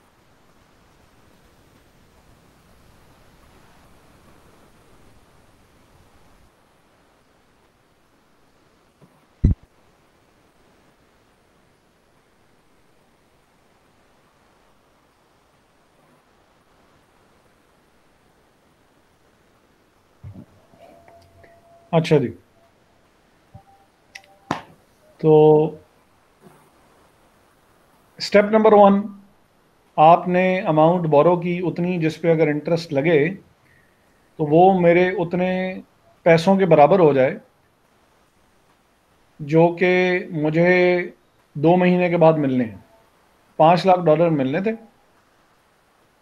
तो आपने अमाउंट सपोज 4,80,000 रुपये बोरो कर ली। सपोज सल्लल्लाहु अलैहि वसल्लम, सपोज उसके ऊपर जो है वो 20,000 का लगा इंटरेस्ट, और वो अमाउंट जो है वो 5 लाख डॉलर के बराबर हो गई। अब 2 महीने के बाद ऑब्वियसली आपने बैंक को 5 लाख डॉलर वापस करने हैं, तो वो जो 5 लाख डॉलर आपको रिसीव होने हैं, वही 5 लाख डॉलर आप बैंक को कर देंगे वापस, और आपका हिसाब किताब क्या हो जाएगा, बराबर हो जाएगा। बीच में एक चीज़ और है, तो मैं ज़रा प्रोसेस को दोबारा से दोहरा रहा हूँ। आपको 5 लाख डॉलर मिलने हैं 2 महीने के बाद, और आपका अंदाज़ा ये है कि 2 महीने के बाद सिचुएशन मेरे लिए फेवरेबल नहीं रहेगी। 5 लाख डॉलर मिलने हैं 2 महीने के बाद, और 2 महीने तक रुपए का रेट और गिर जाएगा, तो अभी 152 का डॉलर बिक सकता है, बाद में 140 पे बात चली जाएगी। आपने क्या किया, बैंक से इतना उधार लिया, बैंक से इतना उधार लिया जिसके ऊपर इंटरेस्ट अगर लगे तो वो अमाउंट 5 लाख के बराबर हो, क्योंकि मुझे तो 5 लाख डॉलर मिलने हैं। तो अमाउंट 5 लाख से ऊपर ना जाए, ताकि जब मुझे अमाउंट रिसीव होगी वही मैं अमाउंट डॉलर, मुझे भी डॉलर रिसीव होने हैं, बैंक से भी मैंने डॉलरों में ही उधार लिया, उधर से डॉलर पकड़े, इधर डॉलर हवाले कर दिए, हिसाब किताब क्या हो गया, बराबर हो गया। फायदा तब होगा मेरा कि अगर मैं ये जो मैं डॉलर बैंक से अभी उधार ले लूंगा ना फौरन ही, क्योंकि मुझे डॉलर में पैसे मिलने हैं, इन डॉलर्स को मैं आज के रेट पे फौरी तौर पे पैसों में कन्वर्ट करवा लूंगा। इसी नुकसान से बचने के लिए तो मैंने ये काम किया है कि मैंने डॉलर्स बैंक से ले लिए हैं, फौरन ही मैं उसको कन्वर्ट करवाऊंगा रुपयों में, और फिर उसको मैं डिपॉजिट करवा दूंगा ताकि उसके ऊपर इंटरेस्ट लगता रहे, या मैं उसको किसी कारोबार में लगा दूंगा, जो भी एग्जाम्पल्स में वो जब भी वो लेता है उधार लेके कन्वर्ट करवाता है, तो उस कन्वर्टेड अमाउंट को, जो कि रुपयों में होती है या जिस भी डोमेस्टिक करेंसी में होगी, वो उसको बैंक में डिपॉजिट अकाउंट में रखवा देता है ताकि इसके ऊपर मुझे इंटरेस्ट मिलता रहे। तो वो जो मुझे इंटरेस्ट पे करना है, इस इंटरेस्ट की वजह से वो कुछ क्या हो जाएगा, हिसाब किताब थोड़ा बहुत पूरा हो जाएगा, और वो जो 10 रुपए का मुझे 10 या 12 रुपए का बाद में नुकसान होना था, उस नुकसान से मैं बच जाऊंगा। इस चीज को मनी मार्केट हेजिंग कहते हैं। किसको ये बात समझ में नहीं आई है?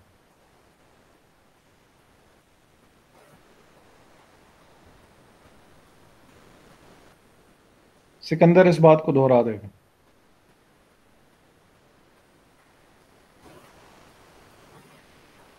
सिकंदर सर मुझे एक बात क्लियर नहीं है कि आपने, अच्छा जी जी, आप सवाल करें, सिकंदर तो है ही नहीं। सर वो ये है कि जब आपने बैंक से अमाउंट लेके आगे ट्रांसफर कर दिए तो इसमें आपका क्या मुनाफा है, या आप कहाँ पे सेफ साइड पे? ये मुझे एक चीज़ आपने जो बताई वो क्लियर नहीं हो रही। देखिए, आज की हमने जो डिस्कशन शुरू की थी ना, वो इस बात से शुरू की थी कि मेन मकसद डेरिवेटिव्स का या हेजिंग का ये है कि हमने अनसर्टेनिटी को बीच में से ट्रांजैक्शन के हमने निकालना है। ठीक है, मुझे फिलहाल तो पता है कि स्पॉट रेट रिस्क क्या मिटिगेट करना है सर। हाँ हाँ, मुझे फिलहाल तो पता है कि भाई स्पॉट रेट 152 चल रहा है, ये तो पता है, ये तो आज का रेट है। फ्यूचर के रेट के बारे में मुझे पता नहीं है कि वो हो सकता है 150 हो जाए, हो सकता है 140 हो जाए, हो सकता है 125 पे चला जाए। तो मैं एक्सपेक्ट कर रहा हूं कि फ्यूचर में रेट डाउन होगा। कितना डाउन होगा वो ऑब्वियसली कोई भी प्रिडिक्ट 100% सर्टेनिटी के साथ कोई भी प्रिडिक्ट नहीं कर सकता कि भाई रेट इतना नीचे चला जाएगा, क्योंकि वो बहुत से फैक्टर्स पे डिपेंड करता है। लेकिन मैं एक्सपेक्ट कर रहा हूं कि वो उसने नीचे जाना है। क्लियर हो गया? अच्छा, मैंने क्या किया कि मैंने अपने आप को उस नुकसान से बचाने के लिए कि जब रेट नीचे जाएगा, तो मैंने अपने आप को उस नुकसान से बचाने के लिए क्या किया कि आज ही डॉलर लेके और आज ही कन्वर्ट करवा लिए। तो वो जो फ्यूचर में वैल्यू डाउन होने की वजह से जो नुकसान होना था, वो उस नुकसान से मैंने अपने आप को बचा लिया। नंबर 1, जिससे मैंने अपना अपना फायदा किया है। नंबर 2, वो जो मुझे डॉलरों पे वो पे करना था, इंटरेस्ट पे करना पड़ना था, जब इस कन्वर्टेड अमाउंट को मैं डिपॉजिट करवाऊंगा तो उसके ऊपर जो मुझे इंटरेस्ट मिलेगा, तो इस इंटरेस्ट से मैंने वो दूसरा वाला इंटरेस्ट जो है वो कवर करने की जिस हद तक कोशिश की जा सकती है वो मैंने कर ली। क्लियर? यस सर, ठीक होगा। और अमाउंट तो मैंने क्योंकि डॉलर्स में ली थी और अमाउंट मुझे मिलनी भी डॉलर्स में है, तो वो वैसे ही हिसाब किताब मेरा आपस में बराबर हो गया। ठीक है सर, क्लियर है। चलो, वासिफ सर, क्या समझ में आया? सर ये समझ में आया कि 2 माह बाद मुझे जो डॉलर मिलने हैं, मैं ये एक्सपेक्ट कर रहा हूँ कि उनका रेट गिर सकता है मीन्स कन्वर्जन का।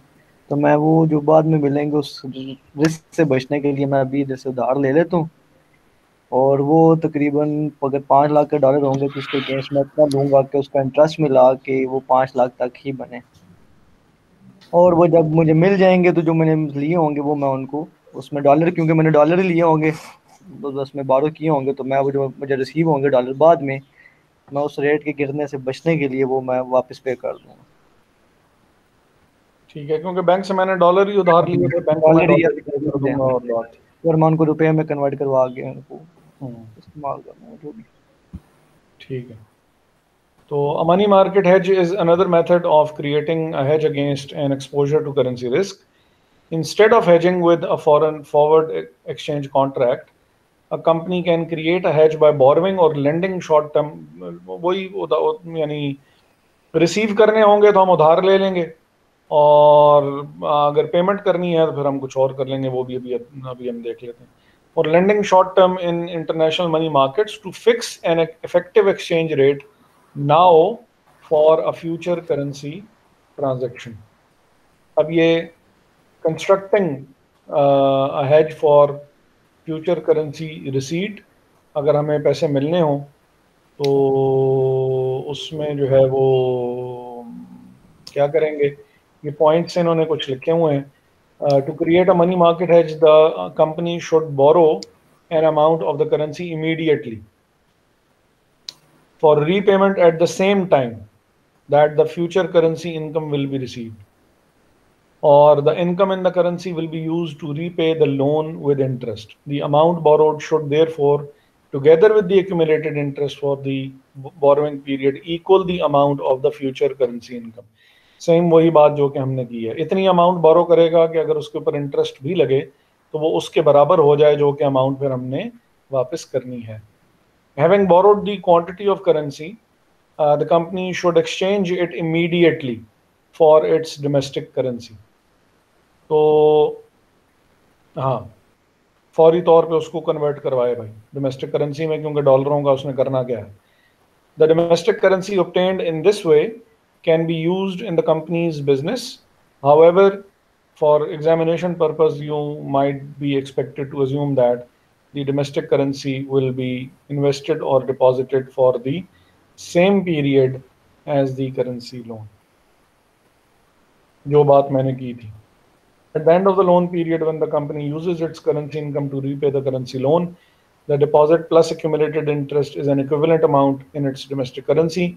This can be used to calculate an effective forward interest rate for the currency of the currency exposure. अब हम सवाल देख लेते हैं, एग्जाम्पल देख लेते हैं और फिर सवाल तो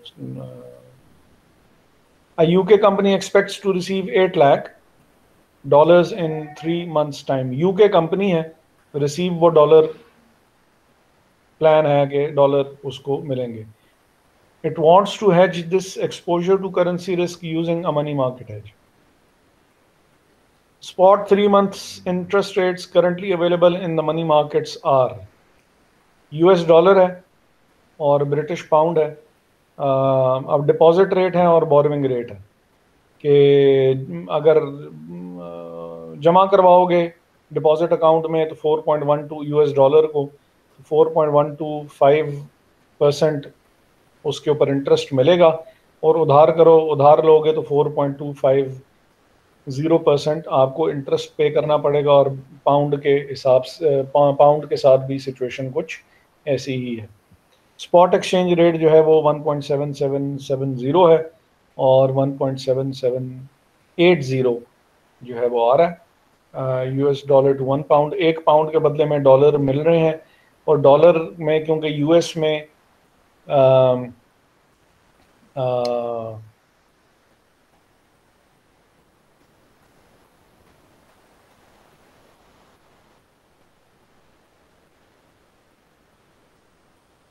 ये जरा थोड़ी सी उल्टी बात नहीं कर दी सरजैन?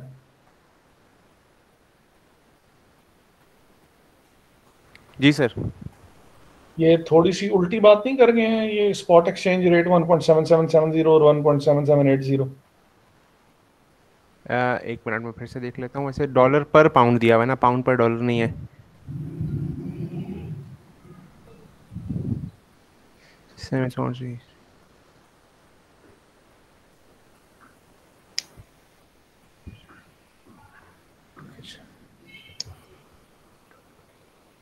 डॉलर करके एक मिनट.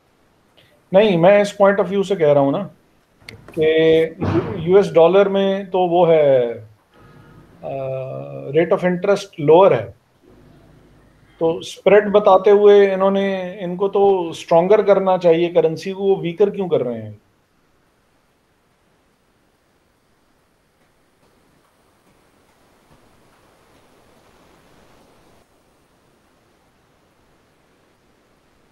इसमें रेट इसने 1.7770 यूज किया हुआ है ना. वो तो ठीक है, मैं स्प्रेड की बात कर रहा हूँ कि जो स्प्रेड है. जी जी, स्प्रेड में देखें ना, यूएस डॉलर जो है, डॉलर और पाउंड, इसका मतलब है कि अमेरिका में रेट ऑफ इंटरेस्ट कम है और इसमें रेट ऑफ इंटरेस्ट ज्यादा है. ठीक है. ब्रिटिश में तो जब पाउंड के बदले में डॉलर को, तो फिर मजबूत होना चाहिए ना. बल्कि नहीं, ठीक है उससे sorry। इसका इसका स्पॉट ना ना रेट ना ना, वो हाँ वो स्पॉट है ना, वो हाँ फ्यूचर फॉरवर्ड रेट तो नहीं है ना। ठीक है सॉरी, थैंक यू। अच्छा, अब इसमें सबसे पहले उसने क्या किया कि उसने $8 लाख उसने बोरो करने हैं।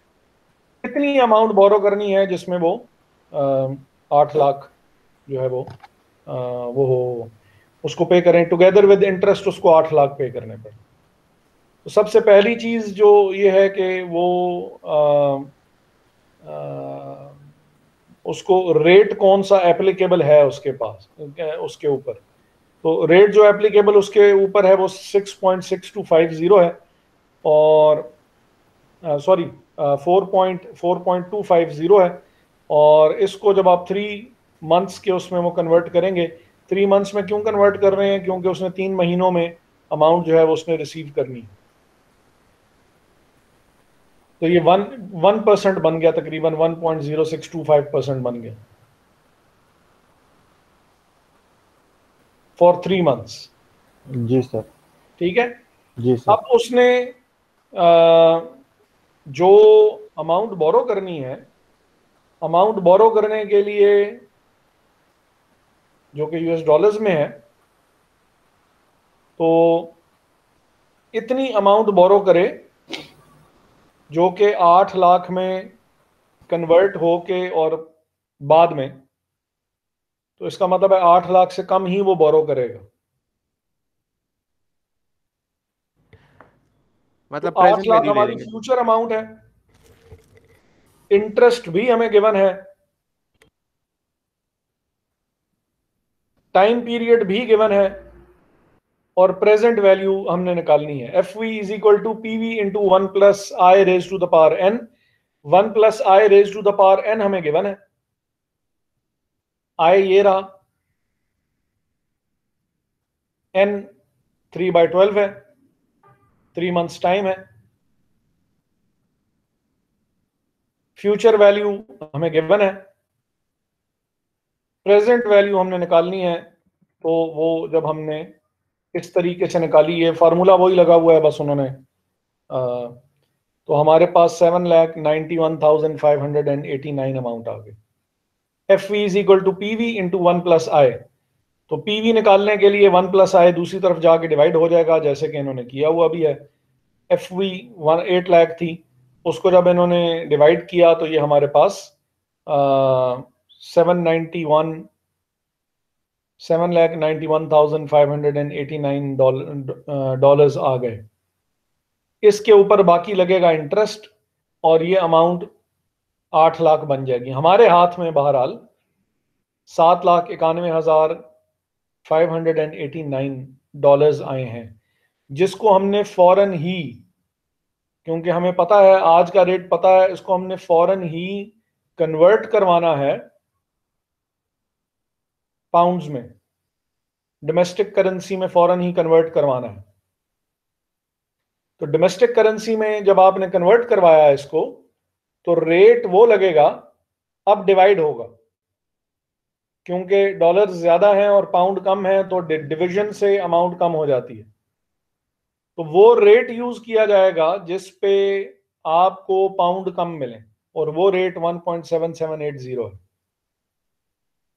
तो 7,91,589 को जब आपने 1.7780 से डिवाइड किया, तो आपके पास 4,45,213 आपके पास पाउंड आ गए।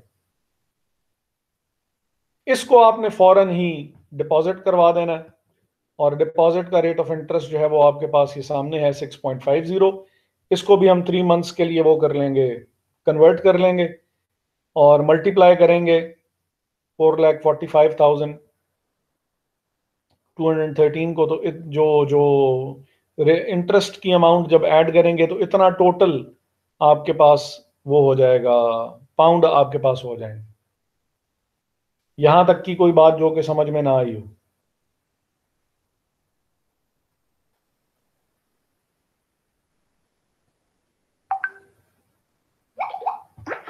यहां तक की कोई बात जो समझ में ना आई हो?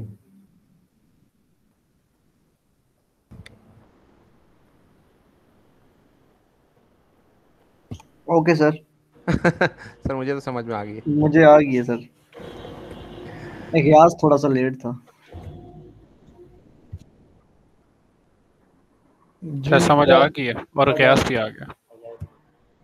अच्छा, वो गयास बैंक की आज का टाइमिंग वगैरह पता नहीं क्या है उसकी। 10 से 1:30 है सर, और ऑफिस टाइमिंग 4 तक है। अच्छा चलो फिर तो आना ही 4, तो फिर आना ही, अब तक तो उसको घर पहुंच जाना चाहिए। सर ये 1:30 से 4 बजे तक क्या करते रहते हैं ऑफिस में? सर क्लोजिंग वगैरह बस, और कुछ भी नहीं। कुछ ब्रांचेस जो होती हैं वो बैठी वोचर चेक करना शुरू कर देती हैं, और कुछ ऐसे ही बैठे रहते हैं। अच्छा, गुड। हार्डली 2:15 2:20 तक बिल्कुल फ्री हो जाते हैं सारे, लेकिन अब बैठना पड़ता है उनको, क्या है मैट्रिक अपने 4 पे करनी है।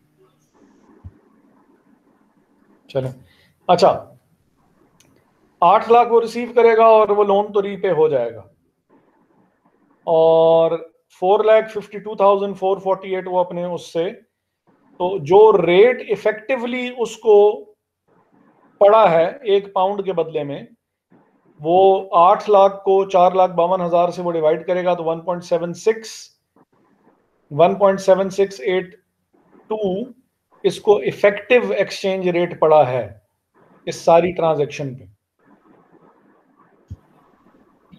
नहीं यानी समझ उसके लिए एक्सचेंज रेट 1.7780 नहीं है, उसके लिए एक्सचेंज रेट जो हुआ उस कंपनी के लिए वो 1.7682 हुआ। और वो हमने कैसे निकाला है? जो टोटल अमाउंट उसने पे की है और जो टोटल अमाउंट उसके पास डिपॉजिट में पड़ी हुई है, उसको उसने डिवाइड किया तो उसके पास रेट, एक्सचेंज रेट आ गया कि $1 के बदले में कितने, सॉरी 1 पाउंड के बदले में कितने डॉलर्स जो हैं वो एक्सचेंज हुए हैं या उसको पे करने पड़े। क्लियर है? इसको इफेक्टिव फॉरवर्ड रेट कहेंगे।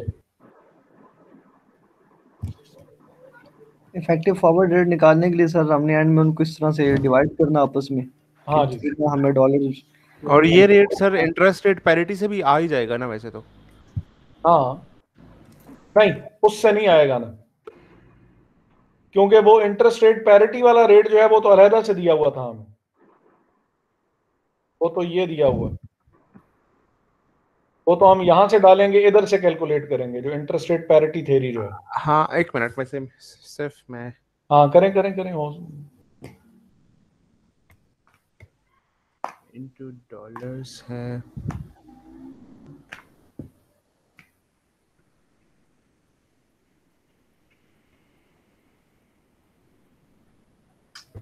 सर थोड़ा सा नीचे स्क्रीन करेंगे जरा।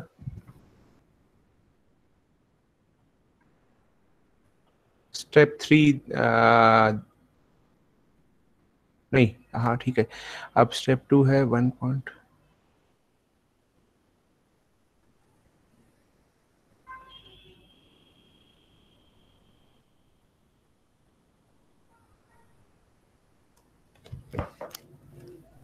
ये दोनों का रेट 1.625% बन रहा था। दोनों का नहीं, दोनों का ऊपर वाला डॉलर्स का जो डिफरेंट है ना। हाँ, ऊपर डॉलर्स का जो बोरोइंग रेट है 4.250 है ना, 1.06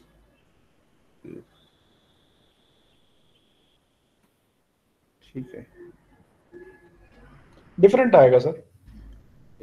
1.010625 डिवाइडेड बाय, अब जरा नीचे करें।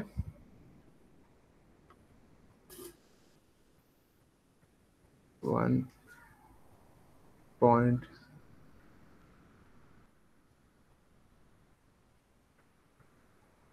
नहीं, सेम ही आ रहा है, सेम ही आ रहा है। कैसे? असल में बेसिकली जो मनी मार्केट है जो है ना, वो तो इसी एजम्पशन पे चल रहा है कि जो इंटरेस्ट रेट पैरिटी थ्योरी है वो ट्रू होल्ड करेगी। वो आपको कर दूं स्क्रीन शेयर? आप सिंपली बस ये कर दें कि हाँ जी, आप एक्सेल अपना शेयर करें, अगर कोई एक्सेल कर सकते हैं तो एक्सेल पे आप स्पॉट रेट जो है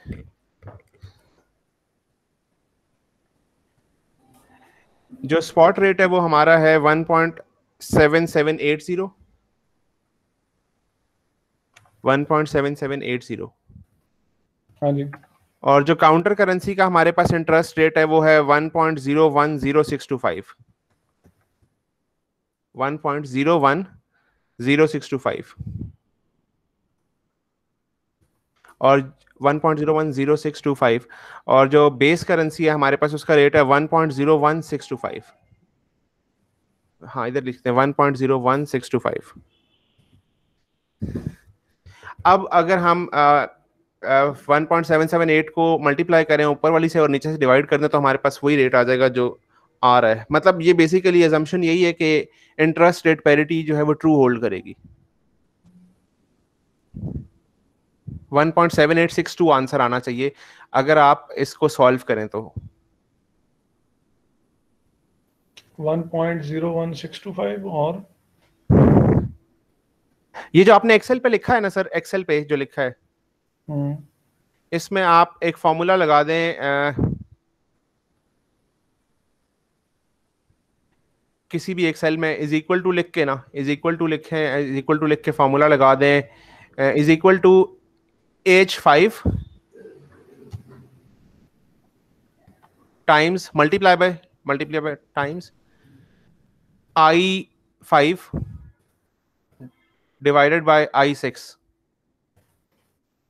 तो ये आपके पास वही रेट आ जाएगा जो इंटर प्रेस करता है, ये वही रेट आ जाएगा 1.7862 जो कि उसने आखिर में बताया हुआ है।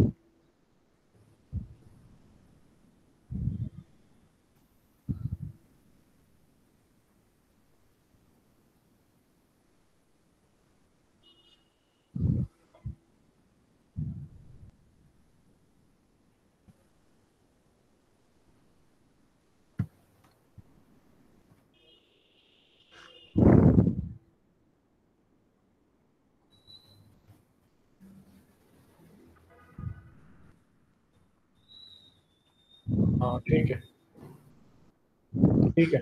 मतलब वो असल में इंटरेस्ट रेट पैरिटी अगर वो हाँ, हाँ हमारी मनी मार्केट हेज करते वक्त अजम्पशन यही होती है कि इंटरेस्ट रेट पैरिटी जो है वो ट्रू होल्ड करेगी। तो उसके हिसाब से मतलब हमने आज ये मान लिया कि ये जो 3 महीने बाद $8 लाख हैं ये पाउंड्स में इसके इक्वल होंगे 452 448 के। तो हम 452 448 एक्सेप्ट कर रहे हैं according to the money market hedge, हम इससे ऊपर नीचे नहीं जाना चाह रहे। ठीक है। तो इसमें जो पेमेंट वाली बात है वो फिर पेमेंट वाली बात हम इंशाल्लाह, और इसको जो कंपेयर करना है हमने फॉरवर्ड कॉन्ट्रैक्ट के साथ कि ये फॉरवर्ड कॉन्ट्रैक्ट से बेहतर है ऑप्शन या फॉरवर्ड कॉन्ट्रैक्ट से बेहतर ऑप्शन नहीं होगी, ये फिर हम बात करेंगे मिड टर्म्स के बाद। तो आज के लिए काफी है। आप भी मिड टर्म्स तक यहाँ तक इंक्लूड है, मिड टर्म तक यहाँ तक इंक्लूडेड है। सही है सर। ठीक है, तो आप भी अब नमाज भी पढ़ें और रोजे की तैयारी भी करें, मैं भी करूँ। ओके सर, अल्लाह हाफिज़। ओके सर, अल्लाह हाफिज़। अल्लाह हाफिज़ सर। अल्लाह हाफिज़।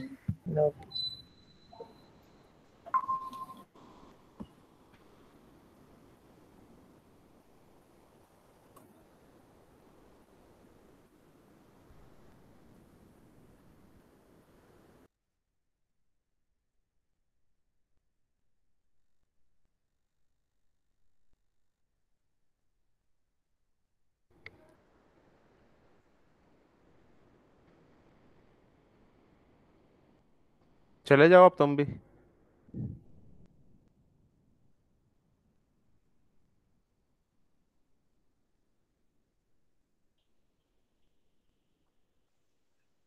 कहते हैं भाई?